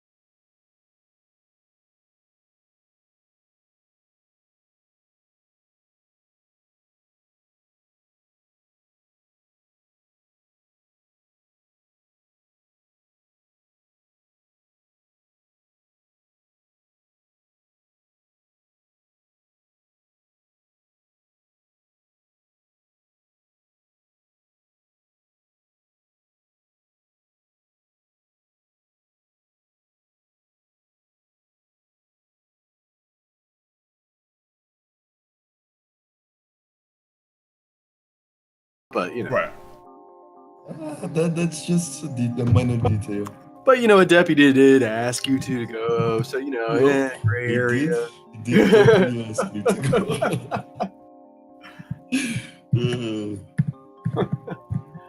Yeah, go ahead. So yeah, she's gonna be Well, on roll initiative on real the quick, shovel for because a I want to see while. if you beat her stabbing one of them or not. Oh, I So don't just- much care just- about that. To be I know. I just want to completely see which one goes first, though. I mean, like, I just want to see okay. if your power goes off first, or. Wheelock is very much not a mall cop. Oh, I know that. I mean, I know his character doesn't care all that much about people. But no, I was talking. Huh? I think we're having two different conversations, Bros. Oh, I'm sorry. Okay, yeah. So you definitely go first. So she I mean, she's gonna continually pull her dagger out of her back pocket and then put it back and then do that again. Yup. Are the dudes in a position to move? Oh yeah, they get up and freak out and run down the road. Tell them run. Take baby out.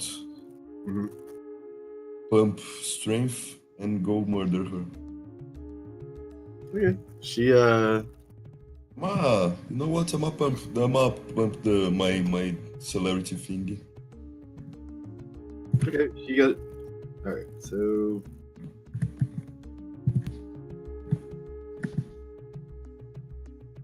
But if she gets disturbed or has like any kind of like if you take aggressive actions toward her, the power breaks, right? It's only Yep. when. As long as she sees it. Yeah. Now let me roll. Give her a little bit of a harder time to roll this because Hey, don't pump my celerity thingy. Whoops. did you bodge? Oh, he got 0 successes. Okay, it's not diff 8, right? No, it's the 7. Okay, because botching temporis is really bad.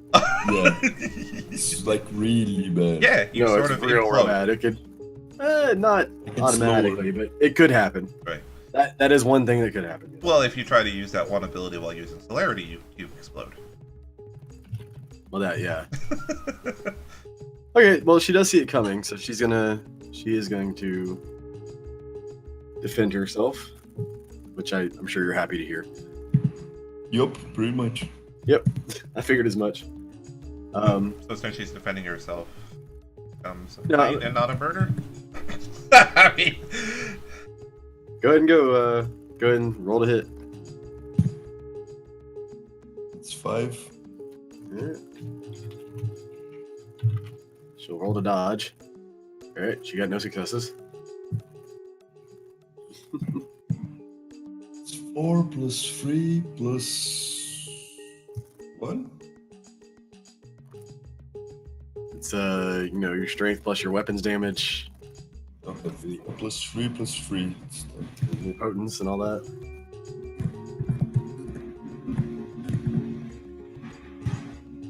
Plus That's your 9. No, plus plus 10. plus 4 extra dice for your complication successes.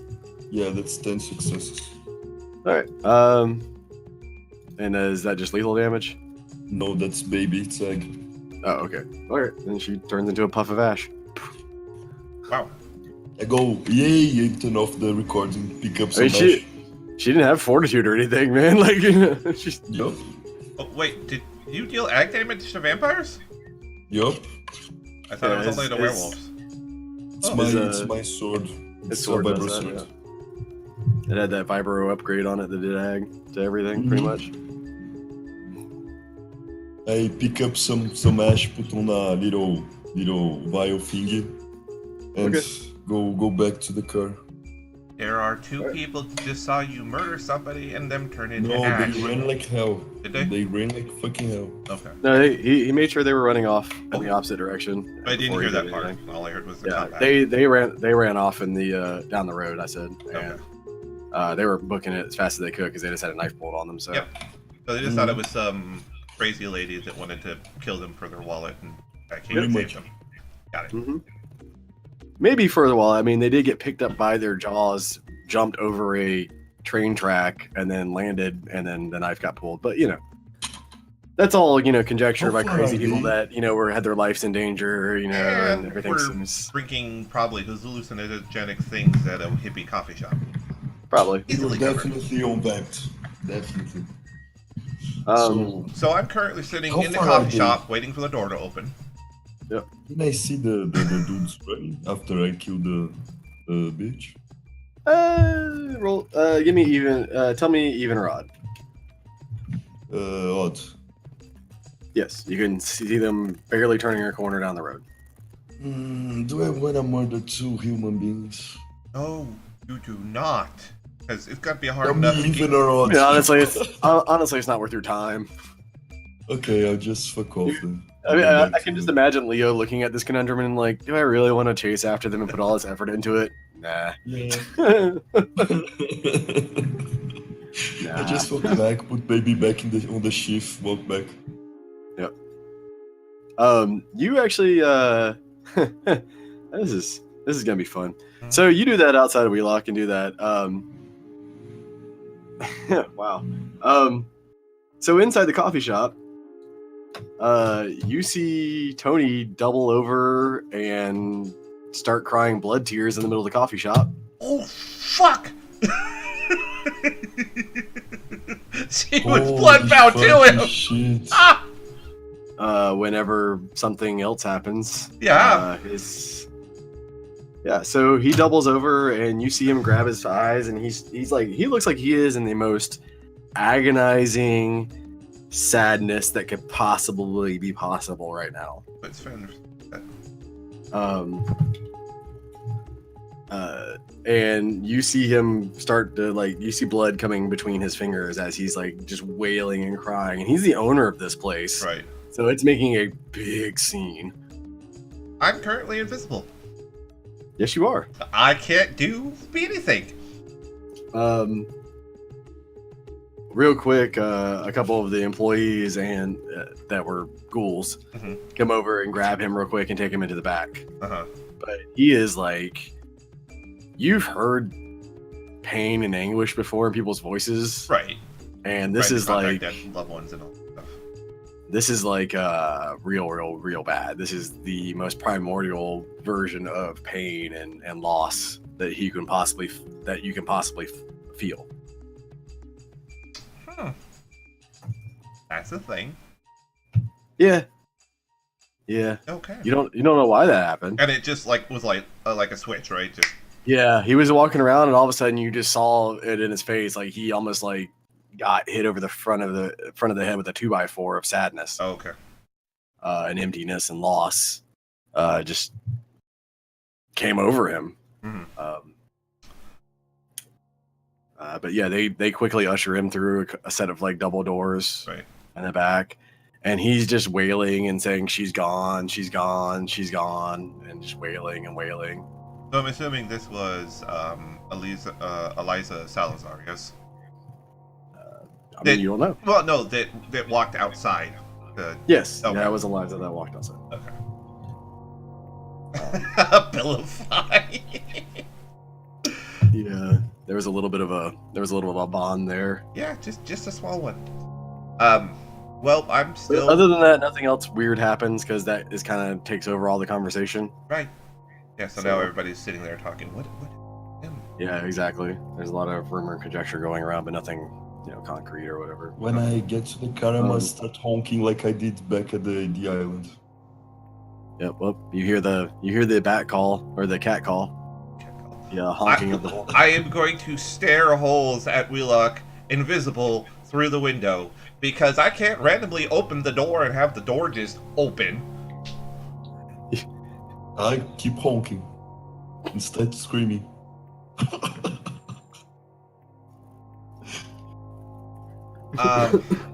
Croissant, croissant, pop, pop, pop, pop, croissant.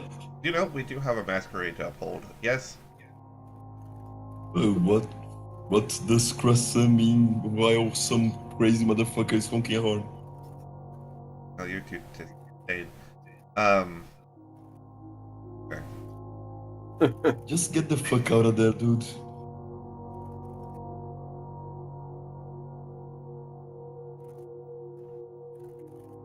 What about the saddle? I mean, there's people walking in and out of the door. of the Okay, place I all the wasn't time. sure. Like, I was waiting for you to say that somebody came in so I could sneak out. no, you through can. Yeah, you can definitely get out of the door. If that's Okay, that's what I was waiting on. Or you can just like go into one of the I corners. was thinking and about going into one of unmask. the things and unmasking and walking it back out, but then it's like, where were you? So I don't have to scream? No. Okay. So Okay, thanks. as soon as you come out and that whole thing happens, I'll wait for somebody to come through the door, slip out, and head towards the car. Yeah. All right. So you get back to the car. Yes. Get in. Uh-huh. Right. I'm gets gonna, into the car with as soon as I sit down and he starts driving, I'm gonna turn to Leo. Did you do anything? Yup, saved two human beings. What about you? Watch the owner of the cafe start crying tears of blood in the middle of the cafe. Well, I did also kinda kill a vamp, so that might have to do with that. And Oh, you know, I start driving just regularly. you're on probably the gonna coffee. want to go directly to Elysium. That's what we're doing. Okay. Now go head into Elysium. All right. Head over to Elysium. Yes. So, Kat, you're obviously riding with him. You're getting one of those things. Ghost kind of pops up and says, "There's been a death." Oh, As you're riding over there. okay, I'm where at? I'm gonna say that out loud while looking up at the ceiling. He says, "Near Hemming." Near Hemming? Yeah, Hemming Plaza, that park that Okay. that you've been hanging out with the bums for. Oh, right. I'm gonna turn to Leo. Head to Hemming Park right now. Is that close? Yeah, 10 minutes away, maybe. Okay, I'll floor it. All right. So 5 minutes away. Okay. Yeah, because you're driving a very fast car. So yeah, you drive like I said, 5 minutes away, and the ghost is like kind of sitting on a corner of a street corner near an alleyway. The same one that Or talked to me, or Gogo's on. his? The other guys. You're the ghost that Okay. appeared to you, Right. and just told you there was a death. Okay. I'm gonna I'll point put the over power there. goggles on and follow Cat. Okay. Weirdly enough, it does say unknown anomaly where that ghost is, but it doesn't really know what it is. And if there's anything there, it just kind of randomly says unknown anomaly here and there. Do I see vamp anywhere? No, actually. Fuck. Just a few mortals meandering around. I'm gonna walk up to the body. Yep. This is how it goes. How does it go? Actually, this body again looks somewhat exsanguinated. Okay. Not like fully exsanguinated, but like it's definitely missing blood. It's kind of caved in a bit and bluish. Oh, so it's like And, dead. Obviously dead.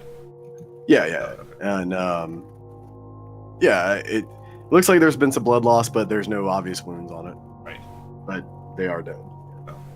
So I get notified by the spirits. This happens. I get here as quickly as I can, but obviously, whoever did it is long gone.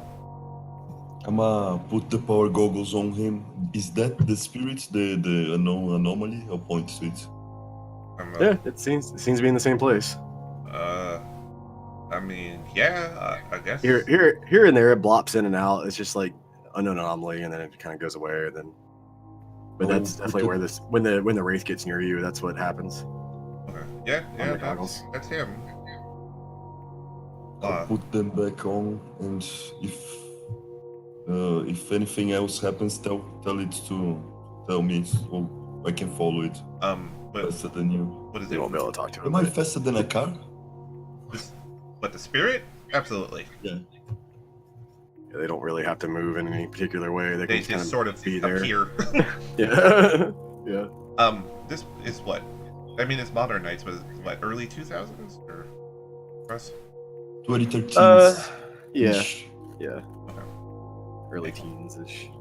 So, I mean, Actually, y'all are around there, and this guy starts walking up to you, very like in step, almost like in a cadence. Okay. Not like marching, but just in a very regular step. Okay.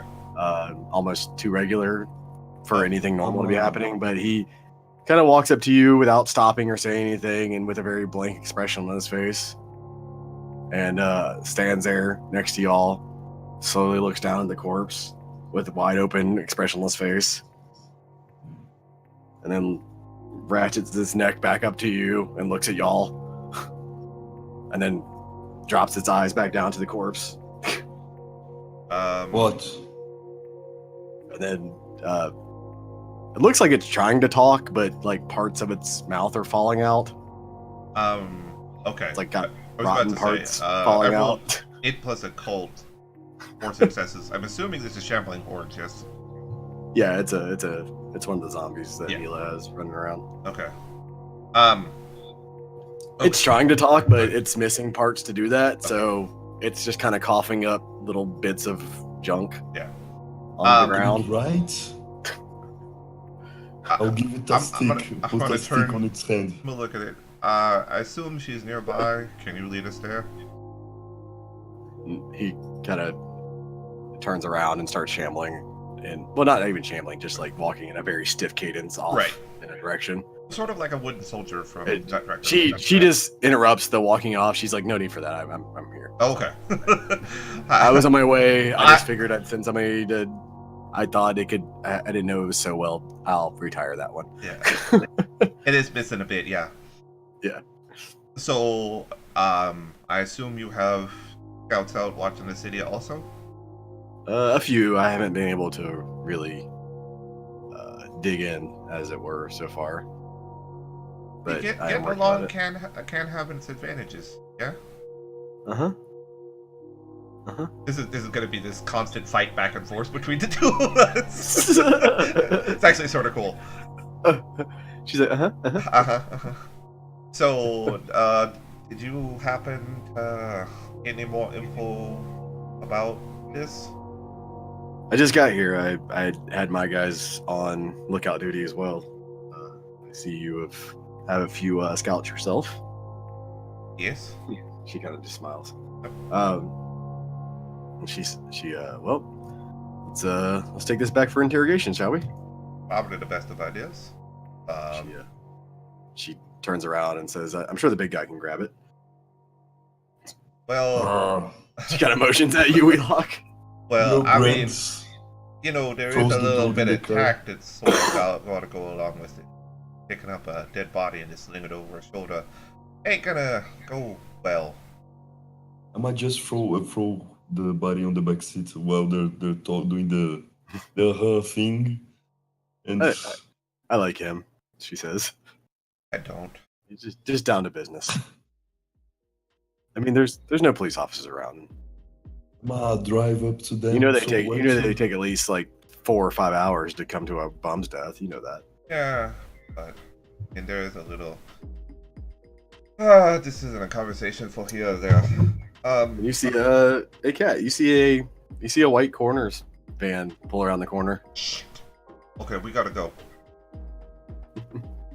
Yep. I'm in the car, holding the driver's wheel, Yeah. just waiting I'll for you get- guys to pop in. Everybody gets in. So I now go- I you've go- got Squishy Bee in the passenger seat and a corpse and Yeah. another corpse. A That's corpse really- and a skeletal corpse in the back.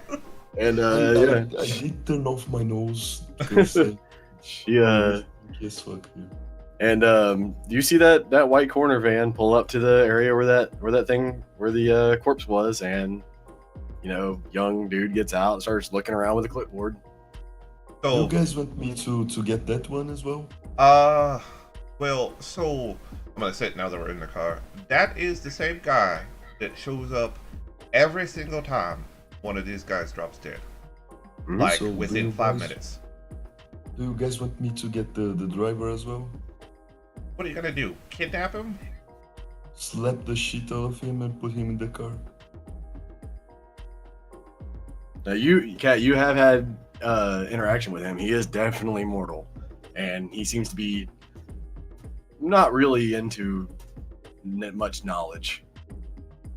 of like what's going on. Yeah, you remember y'all have like I y'all talked to went some- down that road, and he just seems to be like a functionary of something. Yeah, You know, like, no. Somebody pretty much just tells him to go pick up bodies. He don't know nothing about what's going on. He's like less than a ghoul. yeah, he's So actually what- just doing his job, seemingly. Pretty much. Now how they know that, you know, at this time of night there's going to be a body here, Yeah. and how that's all scheduled out, that's a little weird. But he himself seems to be just getting calls and responding to them. So, whoever's pulling his strings is the person we're trying to figure out. He ain't gonna provide any information and only gonna cause us trouble if we try to pick him up Do you and want- interrogate him. Do you want me to get his cell phone? Cell phone. Yeah. Well, you'd be able to. I mean, wouldn't he miss that? You can't just walk up, take somebody's cell phone, and have them not figure out what's going on. I don't get what He probably lost it somewhere. We like him. Yup. I mean, Definitely can. if you can make it like fine. I don't know what you can do. Just make it so Brown- it's not obvious that you took it. If you did Okay. get a cell phone, Brown's girlfriend definitely has some technology specialities. I do have some computer thing as well. Alright, you gonna go try to larceny it? Nah, I might just lay the moment his ass. All right, yeah, that sounds good. So he Yeah, pretty much stops in just time. don't fail or botch. Yeah, please.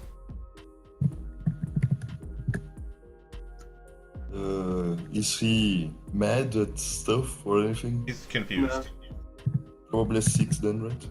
Yeah, easily. Yeah, that's true. Hey, and I didn't botch, but I didn't Didn't do botch, it.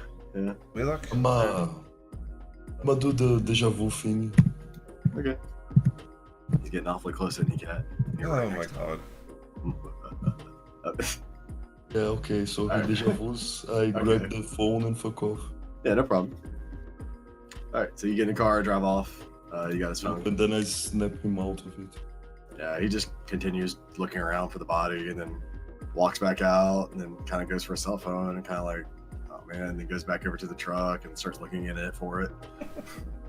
I give the cell phone to Dusan. Thanks. I don't know what I'm gonna do with this, but Yeah, just call the dog, he'll know what to do. And I'll drive them. Where do we take this thing? oh, She says city cemetery. I mean, your place is closer. No, I do have a few more things at my disposal as well. I'll take him there, drop the Raise an boots eyebrow off. brow at her. Well, I mean, just some of us are a little bit, better equipped to handle, actual problems with the dead. Oh, really? I'm not saying like you or me are one of those people. I'm just saying. Mm-hmm. She kind of just smiles and You do realize I have a sword, right? You too, right? I'll drop him there. I realize that, and it's a very cute sword. Yeah, I like it too. I totally just need to wither one of Buck's arms randomly. Yeah, no. Repeat. The funny thing is, you're in the car with the two people that are the least afraid of your sword. They're like, yeah, it's awfully hard to swing a sword when you have no flesh on your bones, isn't it? Can always swing it with my mouth. Fuck it. Oh, Okay, necromancer. I'll drop them off. I'll head to Elysium after I drop them off. Do you need me for anything here? No, right? No. So yeah. Oh, you I'm need to heading go to the Elysium. prince and. Yep. See you guys. Okay. And I'll fuck off. Okay. Yeah, I'm gonna go ahead and finish up. You go head over to the prince. Yep. Okay, cool. What can I do for you? Brings you So in yeah, immediately. Prince, we went to check out the Midnight Bean, and What'd you find out? this happened. I'll pull up the recording and show it to him. And why was she doing this? I don't know. Dusan probably does. That you left back somewhere else. Is Tucson here? He's at the cemetery interrogating a dead body. What? Okay. Yeah, Okay. Sure. The sure. whole spirit thing happened, so he sent us to a body, and we collected it and. Victor, come here. Yeah. You hear Victor come over. Give him one of those buttons too. Hands you. All right. Hands you a little deputy button. Hey, should take a look at it. What the fuck? You now work for the city. Have fun. When I need you to do things for me, I'm the sheriff. Nice to meet you. My name's Victor. And when I need Nice to meet you. I'm Leo. You're now, I believe we now spoke one on of my the phone deputies. earlier. So when I need you, I'll just call upon you, and you'll get certain perks from this. Flavius says, "Yeah, you will." Leo shrugs. Okay. Including the right of destruction on occasion. Oh, that's interesting. Wheelock's like, oh, really now? Yeah. Pretty much. Yeah. Seems like you're already doing the job anyway, so may as well make it official. Seems like I've been doing this job for a little while. Let's just say if anybody questions this little incident that we already did this beforehand. Sounds good to me. All right, great. Have a great night. Right. We'll look into this a little bit further. Did you happen to hear anything that went on inside, or just Tucson know all that as well? Susano knows all that as well. My prospectus doesn't go through walls, sadly. All right, Brunhilde, we have about 2 hours till dawn, so let's get over to the cemetery, I guess. At least You guys need the a prince ride? isn't trying to call No. me. Who pointed the car? We're okay. Okay. Victor, come with us. All right. I will get back to you and Brown. Get back to you, Kat, in a second. Yep. Vila. Brown's I'm gonna go to Brown. Yep. Brown, what you up to, man? You're gonna gate out, or you did gate out? Yeah. Let's see if Brown's here. It might take a second to get I back am. into Discord. Okay, I know you're probably doing something else. So you pop out of existence, and you feel you again feel yourself in that blue tunnel, and you see a gold way and a black way, or the normal blue tunnel that you're traveling on. You gonna take the gold way again? Yep. So you go over that way. Make just a willpower roll to make sure you can veer off the path and don't get wrong, like by botching or failing. Okay. Yeah, you're fine. Yeah, you veer off into the gold way. I just wanted to make sure you didn't accidentally botch and go on the black path. Yeah. Oh, that's God. a fun place. Yeah. Been there before. For 100 years. Yep. So you pop up. You feel the warm sun of Arcadia on your face. It feels, wonderful. You're sitting again on a little toadstool on a rolling hill, and down before you, you see like a few trolls running or like walking around. And, no, he's just a normal vampire, not a Kiosid at all. And he just happened to fall upon something one time. Not Yeah, total it is weird. vampire. I'm salubri. Yeah, he's got some weird things going on. And you see in the distance the glass palace and the tower. Okay. My question is, do I, since we did that thing, I spent my XP on the Temporis. Would I have had? I don't think I would have had time to actually learn it now, though. Would I? No. I mean, you get a little bit of. I mean, you'd have basic knowledge of it, and you could roll it, but it's not like intuitive yet. Essentially, it would take a little bit of doing. Okay. Are you talking about the ritual that y'all are trying to make? No, actual Temporis. Okay, because yeah. But yeah, you see that tower in the distance that she had referenced a couple times as the library, and the glass palace that she came down from last time. And yet again, you see that entourage of golden trolls coming down your way. I'm gonna walk right up to them this time. They have golden armor on with red helmets, very large, 12-foot tall trolls with weaponry. And they walk right up to you, and she comes out between them again, this beautiful young lady. Yep. Welcome back. I see you have found us again. Did you meet the wanderer that I spoke of? I have not met the Wanderer yet, but I did find the one you spoke of. That the time user. Yes. The time user, yes, and he's starting. I noticed there's a change in your. I noticed there's a change in your being. Huh. Well, what brings you back? What can I do for you? I am here for when I'm always here for knowledge. Well, the library is over there, and if you have time, you may go look.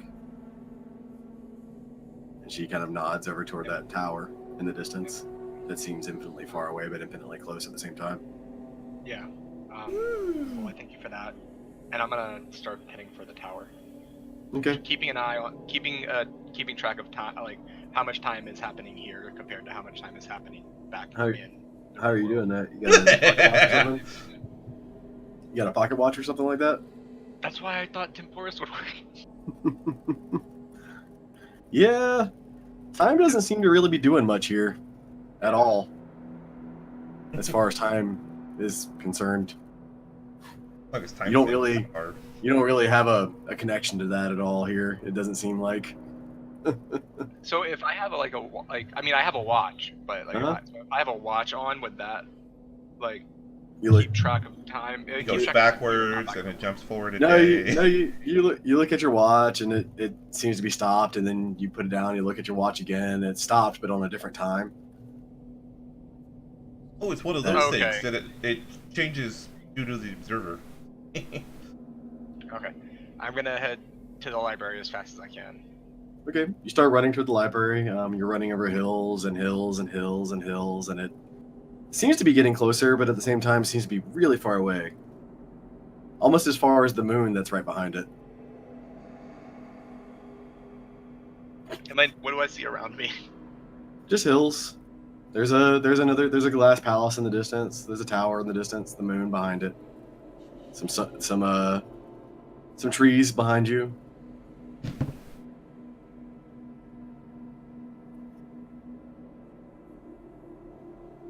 I need to make a self-control check and hope to God I pass this. Yeah. That's a failure, right? You can make up your mind. I mean, it's not like a. Not an actual roll for it. Yeah. You don't really have to. You can make up your mind what you want to do. If you want to go back, I mean, if your character has any self-preservation with what he wants to do on this timeline, then you think you can get back in the same night at this point. But you've been running, and it doesn't seem like there's much ground given up. So. One of my characters, if this was old WAD, it would be one of my character's vice is he's like a glutton for knowledge. Yeah. That's why it's a really tough problem for him. Yeah, I mean, just there's ways you need to go about it, apparently. All right. I'm gonna go back to where she was and say, it seems it's not my time yet to gain the knowledge that is here. Yeah, when you turn around to go back to her, run back to her. She's right there. Yeah, she's just right there. She's just watching. She's just watching me run on a treadmill the whole way and laughing. Yeah. No, you were running through the fields, and she was way far behind you, and you lost sight of her. And then when you turned around to be back to her, she was like, "Oh, hey." She was not like that casually, but she, was right there essentially. Without much effort. Yeah. She always comes from that really far away glass palace, almost immediately with her entourage too. Yeah, I'm going to think about not being here, but actually just being at the palace in the library. You start thinking about that, and you find yourself back in your chair in your office. Damn it. Yeah. Damn it, that And didn't work. it's about dawn. So All right, I'm gonna get ready for the get ready for the end of the night and just contemplate. yeah, And then say my prayers to Samael and everything. yeah, okay. There, you still haven't went and tried to contact a Malkavian, I don't believe either, right? Like she had told you. Did she give me the name? Nope. She said she didn't know the name, but she said that all Malkavians Oh no, talk I to each did. other. I did try to find one, and you said that I don't think you said. I thought you said I couldn't find one in the city right now. Yeah. Because I think I did at the end of the last session. I think Kat's the only person that has like real concrete contact information for one. Father Manning. Of course. Oh, right. Like, of course I do. Why wouldn't I? Would I know this? Oh. No, but I believe Kat had a reason to get a hold of you or something. I don't remember. Anyway. Okay. Yeah. But anyway, it's pretty much the end of your night, so. My phone rings before I go to bed. You did see quite a bit of new things in Arcadia though, so that you haven't seen before, like the tower with the moon behind it and all that. She just kind of pointed it out, and it seemed like you had seen it before, maybe, but now that she pointed it out, it was definitely there. Oh, okay. Like maybe it was there before and you didn't notice it, or maybe it wasn't. I'm gonna close my left eye and my third eye, and I'm just going to look through my right eye. Do I notice anything different? No, not really. Okay.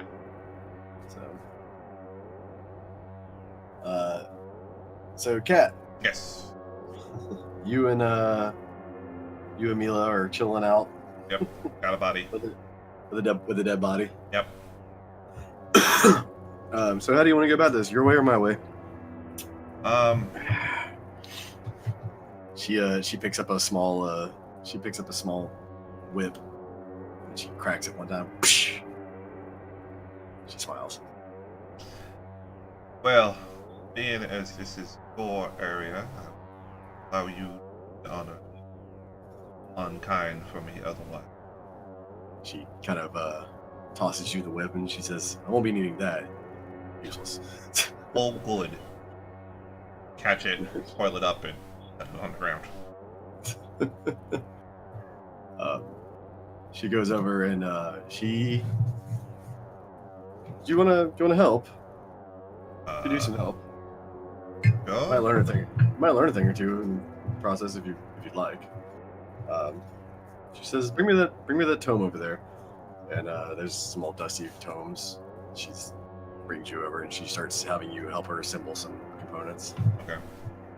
And says, "I want to teach you something that my sire taught me. If you don't mind.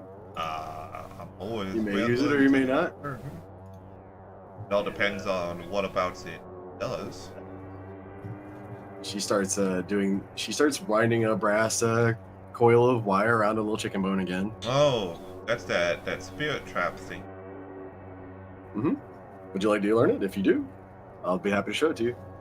It's very useful for getting knowledge out of spirits, but as I said, they are kind of used up afterwards. So Yeah. I mean, guess it wouldn't hurt to know. It's always good to have everything at my disposal. well, logically, I will say this: there are some spirits that won't be too kind to you, and you need to use a little bit of a more stern hand occasionally. So she is going to teach you the ritual of wraith binding, and that is not something you have ever heard of before. Does it have a level? In any of the current versions of necromancy. Is it like a specific level, or is it just some random?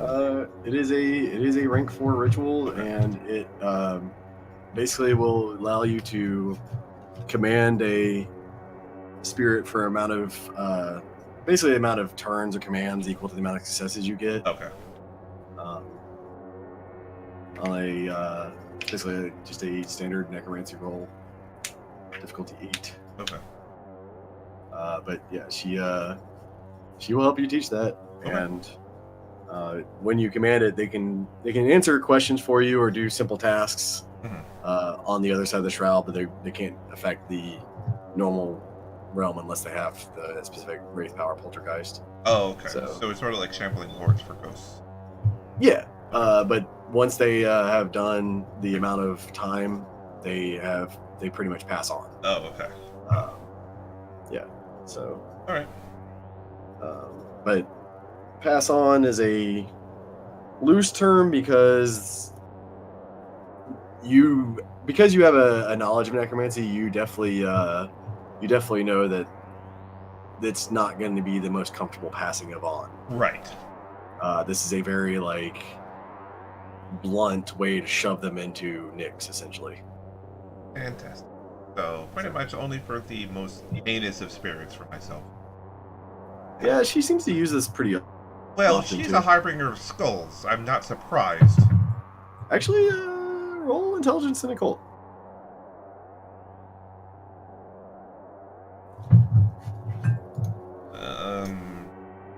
Two successes. I got an 8.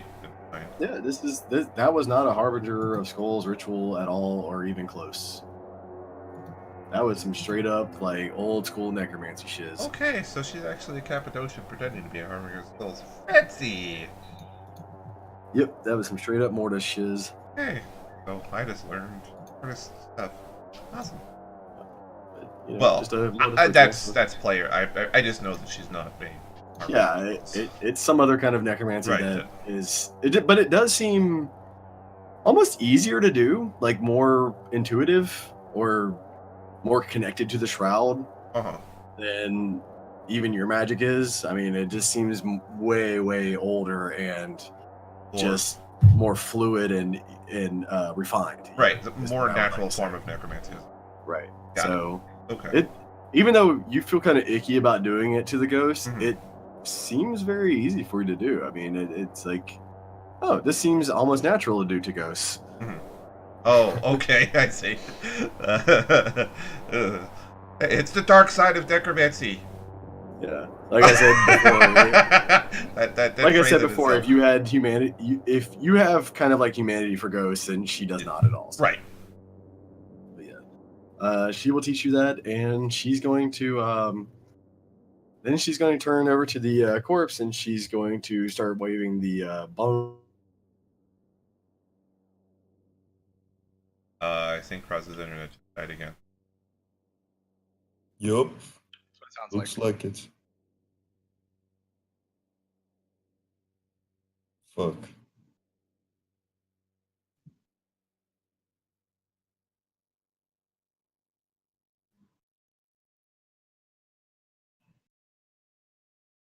Apparently, Cross's internet just died again, Chloe. Yep. Yup. Well, I mean, we're responding to him, and he doesn't have. Yup.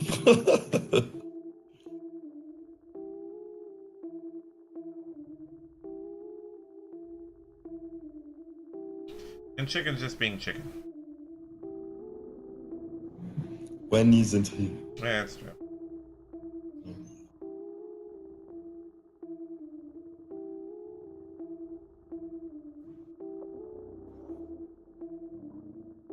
Yeah. So, how you guys doing? What's going on? I got away with killing things. You are so lucky that he just did the outright chop off your head. Like, I did get the whole thing on video, so there's that. that's true. But I mean, you did hurt somebody in his city when he explicitly said not to. So you dodged the executioner's blade by like a hair's width. It was for a good cause, though. And I'm useful. Kinda.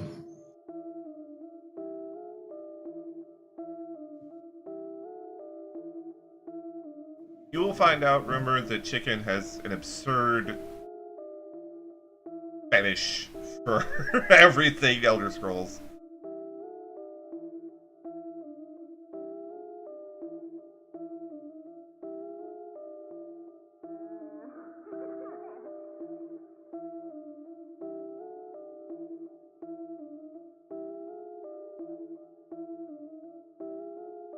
It's true, because Kim is definitely not something Cross to... his back.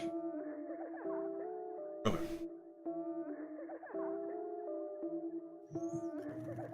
Yo. Hey. Hey, my apologies again. Hey, whatever. Not your fault. Second time tonight, sorry. Obviously, you need a second connection.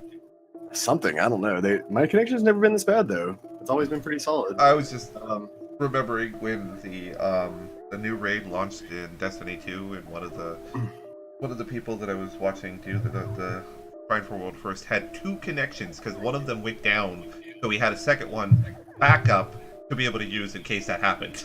Like, I found what? I looked up the if there was any problems in the area, and they're actually doing maintenance on the trunk line, Oh. fiber trunk line. That So would do it, yeah. it's probably why I'm intermittently losing connection. Okay, And no it's actually worries. not even my company doing it. Oh boy, that's even more exciting. I'm through AT&T, and Xfinity's messing with the trunk line. I don't know why that would even mess with each other, but maybe that's what's causing it. Well, it's all going through the same place, I guess. Yeah, I guess so.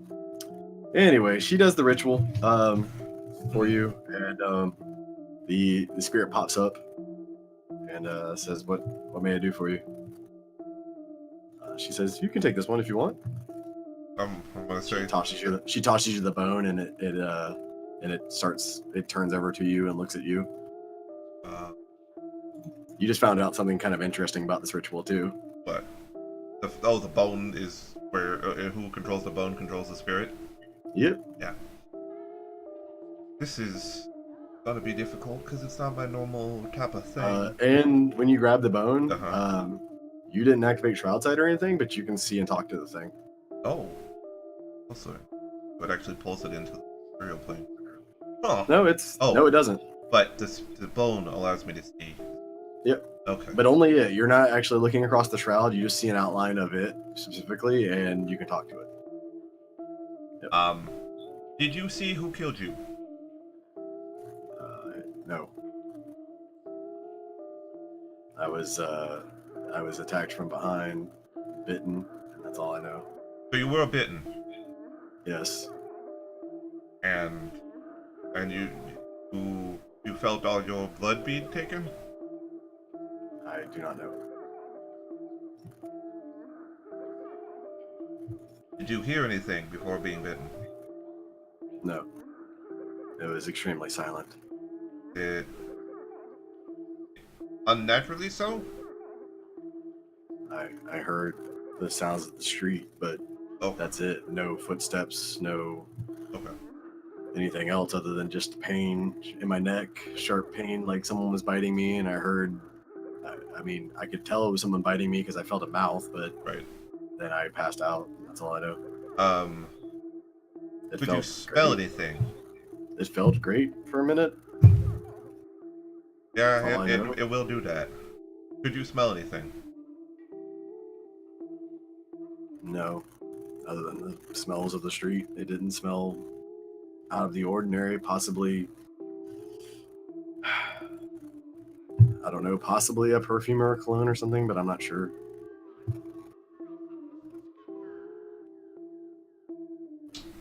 Well, look to Mila. Yes. Got any ideas? Well, it's not that chill of a ghost. He's being commanded. He's being forced to answer my questions. Yeah. She says, well, I can use Auspex and see if I can garner something from the corpse. Oh my! I just wasn't sure if you had any other questions. Oh, I have no other questions. I couldn't. I think you asked all the proper ones. Yeah. Do you have anybody that would be mad at you? And he says, no, not that I know of. I've lived on the street for 8 years. I had a lot of friends in Hemming. What did you do before you ended up on the street? I was in the military. In the military. That's what the guy that I saved. He was in the military also. Yep.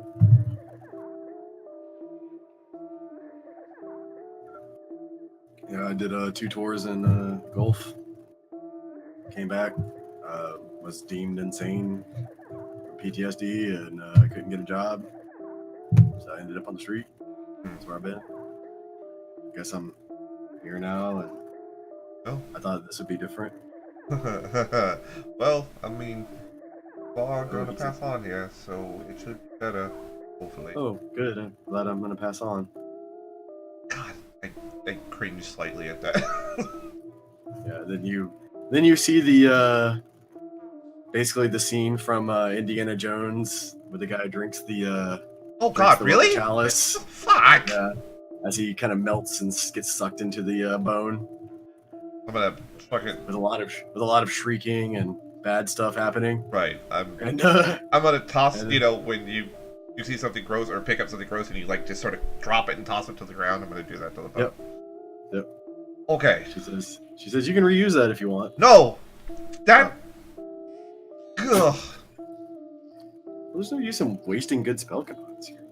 Well, I'm She gonna puts use it back in the case. Yeah, I'm gonna use my toe and nudge it back towards her. Well, you take it then.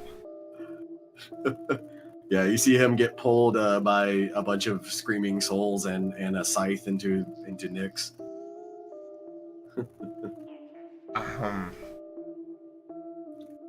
I think we will never see eye to eye on that sort of thing.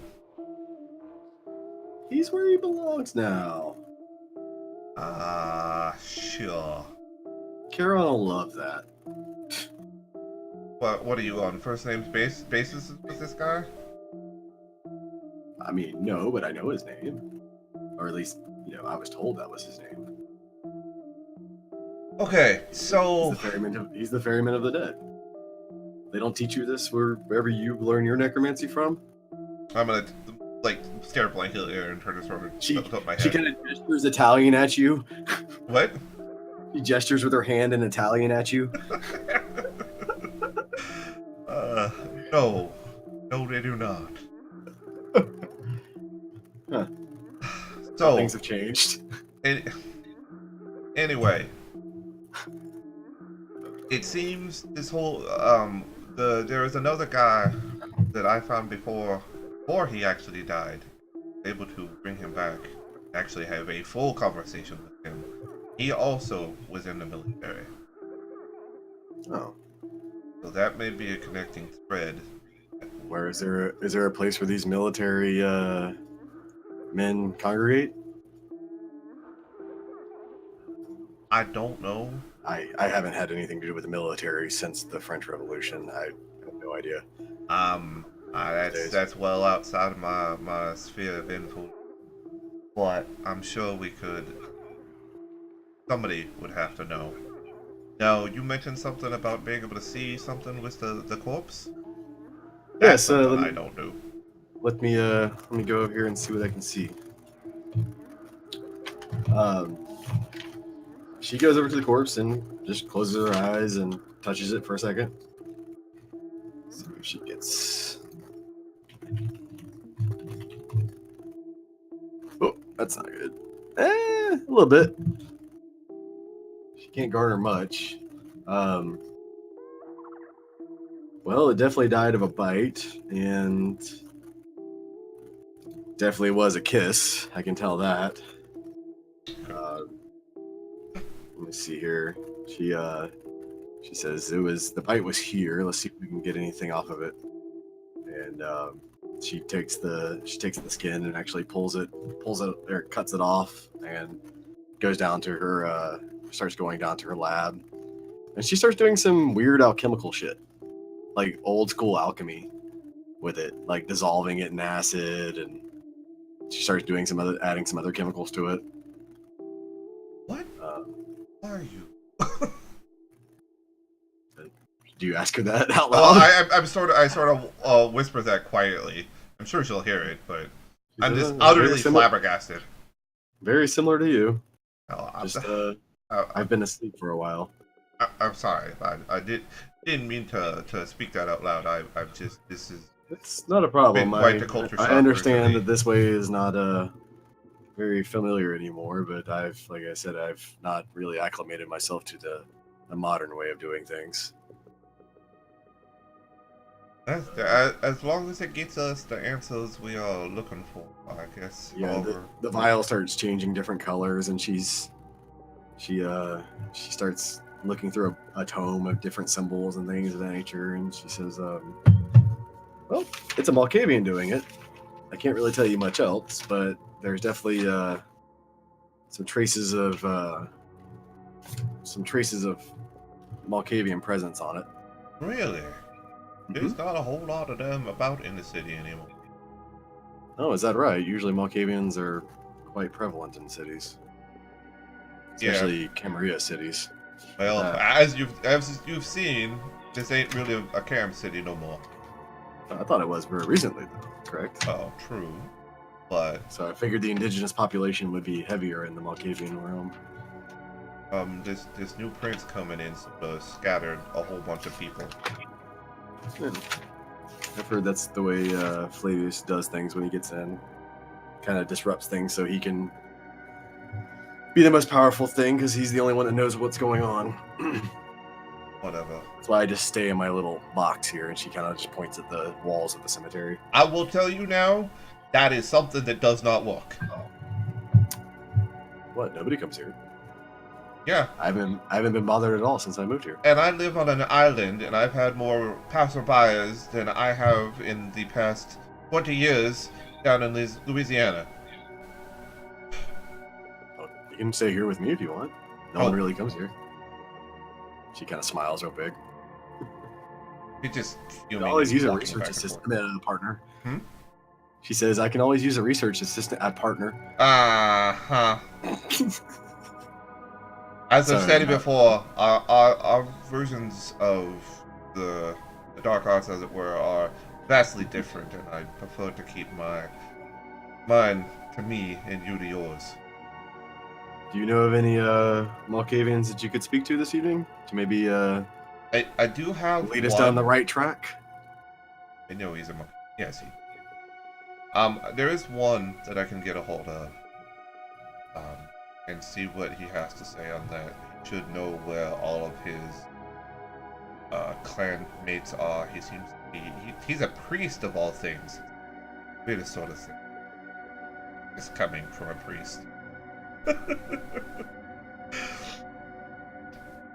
Oh shit.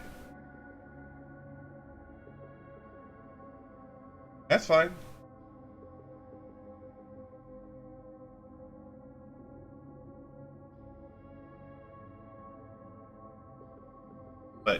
But yes, this Malkavian is actually like a Catholic priest. So he does the whole frock, and he is Catholic, right, Brown? Or is it Christian? He's Catholic. Catholic, that's what I thought. Yeah, he's got the whole frock with the thing, and he's like super heavily religious. With truth faith, if I have it correct.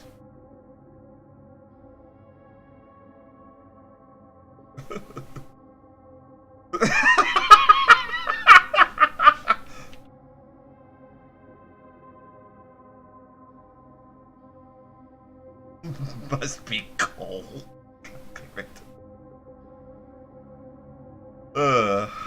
Swear it's just too cold. Yeah, sure.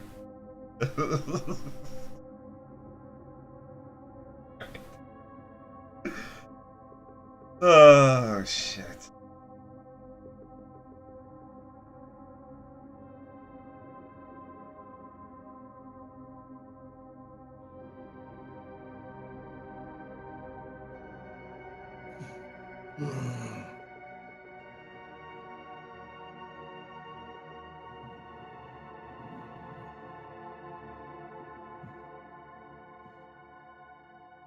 What list, Kick? Are you talking about the list on the left-hand side? All this is here is a list that the Prince Flavius has posted saying that these vampires will Ross is back. will be killed in 6 days. He doesn't like them and he wants them dead. So there's going to be one big night that all these guys are free range. That's all that is. Am I back? Yes, you are. So what did you hear? Did you hear me? I heard that you knew about a guy. Get a hold of Mr. Manning. Yes, and then he's a priest, and it's the weirdest thing. Yeah, I heard of that Okay. part because I was listening on my phone. That's fine. It's coming from a priest. Yep. There's actually 3 holy men in my game right now. Good. That's true. There are. All 3 of them are vampires. Brown's a Jewish priest. Yep. A rabbi. Rabbi. So Okay. So you got a couple hours before dawn if you want to do something. okay. I shall reach like pat around for my cell phone and pull it out. And Yep, you find it. And she looks at ew. trust me. Really? She looks at you and says, ew, really? I'm gonna hold up my hands. Honestly, it keeps people from coming to see me more often. Whatever. So I'm gonna like hold it and poke at it and like pull out the bit. She like kind of shakes her head and like walks back into her mausoleum. Poke out Father Manning's number. Call him up. Yep. Okay. You're hey, this is Father Manning. I can help you. You have any trouble, my child? Sorry. This is too small. Oh, Tucson, it's yes. Wonderful to hear from you again. So I got some information that I believe you could help me go to decipher. From what I've been figuring out, your Malkavian brothers are sort of hiding at the moment, or did they take off, or? Most of them have went to ground. Okay. I think Ruby has still been hanging around the coffee house, but other than that, I think the rest of them have been dealing with their own stuff in their own private ways, not dealing with anything else. That's what I sort of figured. Is they've been keeping a low profile, which is sort of rare. So I may not be their, primogen anymore, but they do seek advice from me, and I have advised them not to deal with anything that it has to do with anything but the regular mortal going on.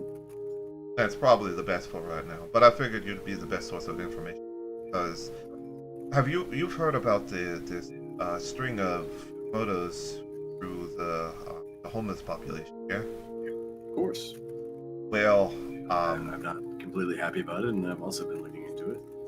Well, I've got it on very good information that one of your clanmates seems to be the source of this killing spree. I almost guarantee you that that's impossible for many of the ones that I know of. Okay. Well, spirits don't lie, and let me meet you somewhere, and I'll explain. I'm sure you don't want to come out to a cemetery, and it wouldn't be right for me to invite you here. Do you have somewhere you'd like to get together? Wherever you choose. Yeah, y'all figure out. Yeah, well, we'll get together. Yeah. So somewhere closer to my haven, being it's 22 hours. Yeah, he meets you at an abandoned strip mall. Okay. Somewhere, just out in front of it. He walks up and says, "Yep, no one should bother us here." Very good. Tells you, well, there's, as far as I know, and I'm pretty certain about this, exactly 5 other Malkavians in the city right now, and they're all known and introduced. Octavia, she is one of the Malkavians that she owns San Marco Theater and pretty much stays in the attic all the time. Well, I mean, when I say pretty much, she always stays in the attic. She's afraid to leave it. Ruby, she's in a little indie band, and she hangs around that. Wait. Ruby. Yeah, Ruby King. She's in that indie band, the Plastic Rails. She hangs out around that coffee house over in Murray Hill. Midnight Bean. Yeah, that one. Really? She's hanging out with the bad crowd, but she's very innocent. She would never do anything over the edge. Even though she may say and talk a big game, she has no heart for it. Believe me on that. So if you do catch her in any kind of trouble, as I see you have a slight interest in this, please just bring her to me instead of any other way. I'll fix it. Lacey, she is in her house currently with about 40 cats and a Nosferatu. Wait, and she and doesn't the leave. Nosferatu? Yes, she lives in a house in Springfield that's very old, and she is, as I said, caretaking for about 40 cats, and the only reason why they don't, I guess, eat her alive is because the Nosferatu is helping control them with the powers that they have. But I He's would gonna rub like his to temples. as I know you are good of heart, I would easily be able to prove this to you if you want to go buy any of these.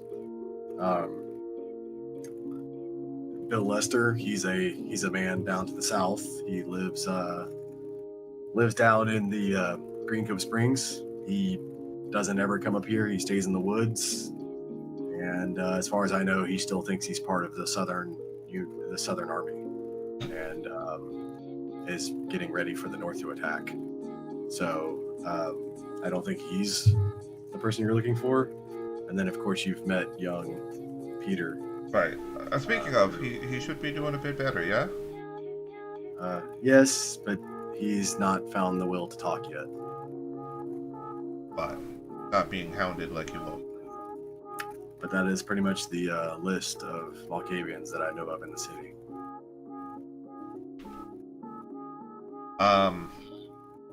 And I keep fairly good tabs on them.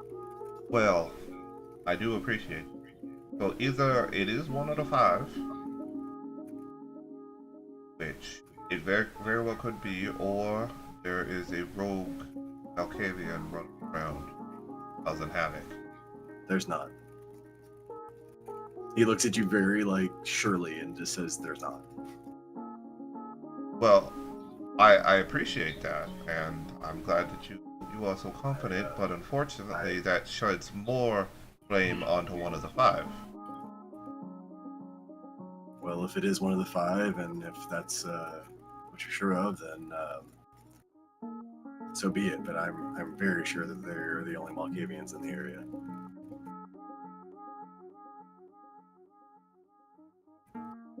Obviously, I just want to. He tells you. You know how your clan can speak in certain ways, or he says that your people can speak in certain ways to things that I can't see. Well, I can do the same way to my clan. In essence, is how he very simply explains it. All right. Okay. I will definitely take your word. Well, I do appreciate all the information, Father Manning. Yep. It's getting to be about an hour before sunrise, and right. your phone rings from Brown's number. Yeah, he was calling you right before you. Oh, right. So I do appreciate all the information. It is getting late, and I do have a bit of a walk. Have a good night. And apparently, I have a phone call. If you need help tracking any of these down, please let me know. I have, like I said, very good tabs on them at all times. Well, I will let you know. Thank you. I'm gonna sort of start walking away and pick up the. He kind of steps back into the shadows. All right, yeah. Brown. What was you still there? Yeah, I'm still here. What was the previous Samedi's name again? Eddie? George. Yeah, George. Okay. George is a bad word to Saul right now. He set all this up. Yeah, exactly. That's fine. Phone rings. Yes. Yep. Hello. Tucson. It's Dr. Mays. I do, as much as I hate these things, I do know how they work. What can I help you with? So your predecessor George had. You hear like a sharp intake of breath at that name right now. Yeah. Had a network of, for lack of a better term, zombies that he used to keep an eye out on the city. I don't know if you do or not, but I have been looking for a Malkavian. Any Malkavian. I just need to speak with one about an issue that I'm having. Yeah, because funny enough, no Malkavians ever showed up to Elysium. They're never found anywhere. Oh, okay. I mean, I unfortunately don't have. Zombies are a bit obvious. They're not exactly, tactful. So I don't see how George managed to have them keeping an eye out. They sort of rot and, fall apart. Oh, all right. Thanks anyway then. Sorry. All right. I'm gonna clairvoyance Father Manning. Okay. He's standing very close to Cat in a shadow. I mean, it's not really my place to give out Father Manning's I know. information. Yeah, you're right. You're right. You're right about that. You're absolutely right about that. Where are they at? In a strip mall near downtown. I see. So I mean, I know where they're at, and I can. Yeah, I mean it's not that How hard to much- tell when you look How around. far away? Yeah, how far away from me is it? I mean, to get in your car and everything, probably 20 minutes. All right, so I have enough time to get there. I mean, but they won't be there when you get there. They're already like walking off. Yeah, as soon as I finish with you, I hang up and start walking towards the bridge. All right, then I'm going to speak to Father Manning. Oh shit.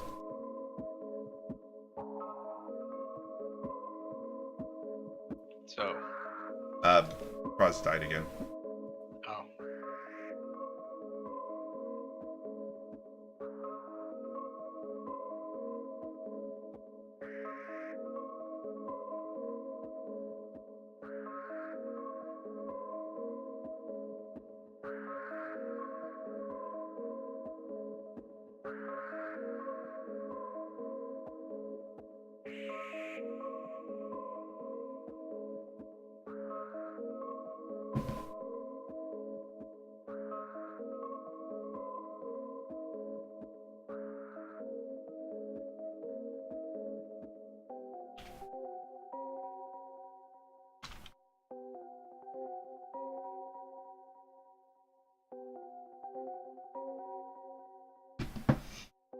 Alright, guys.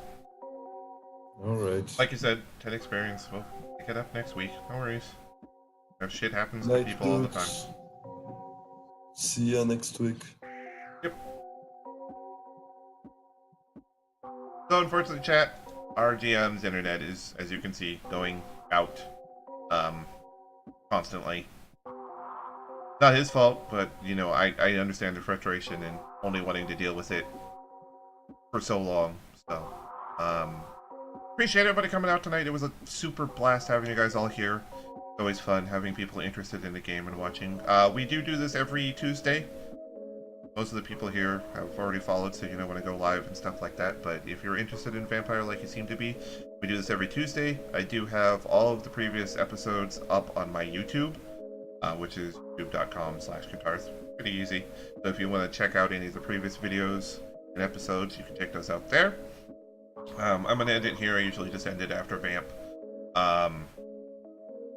Because it's just easier that way. But I will be back tomorrow with more Yakuza 0. And I appreciate all your faces. I will see you guys tomorrow.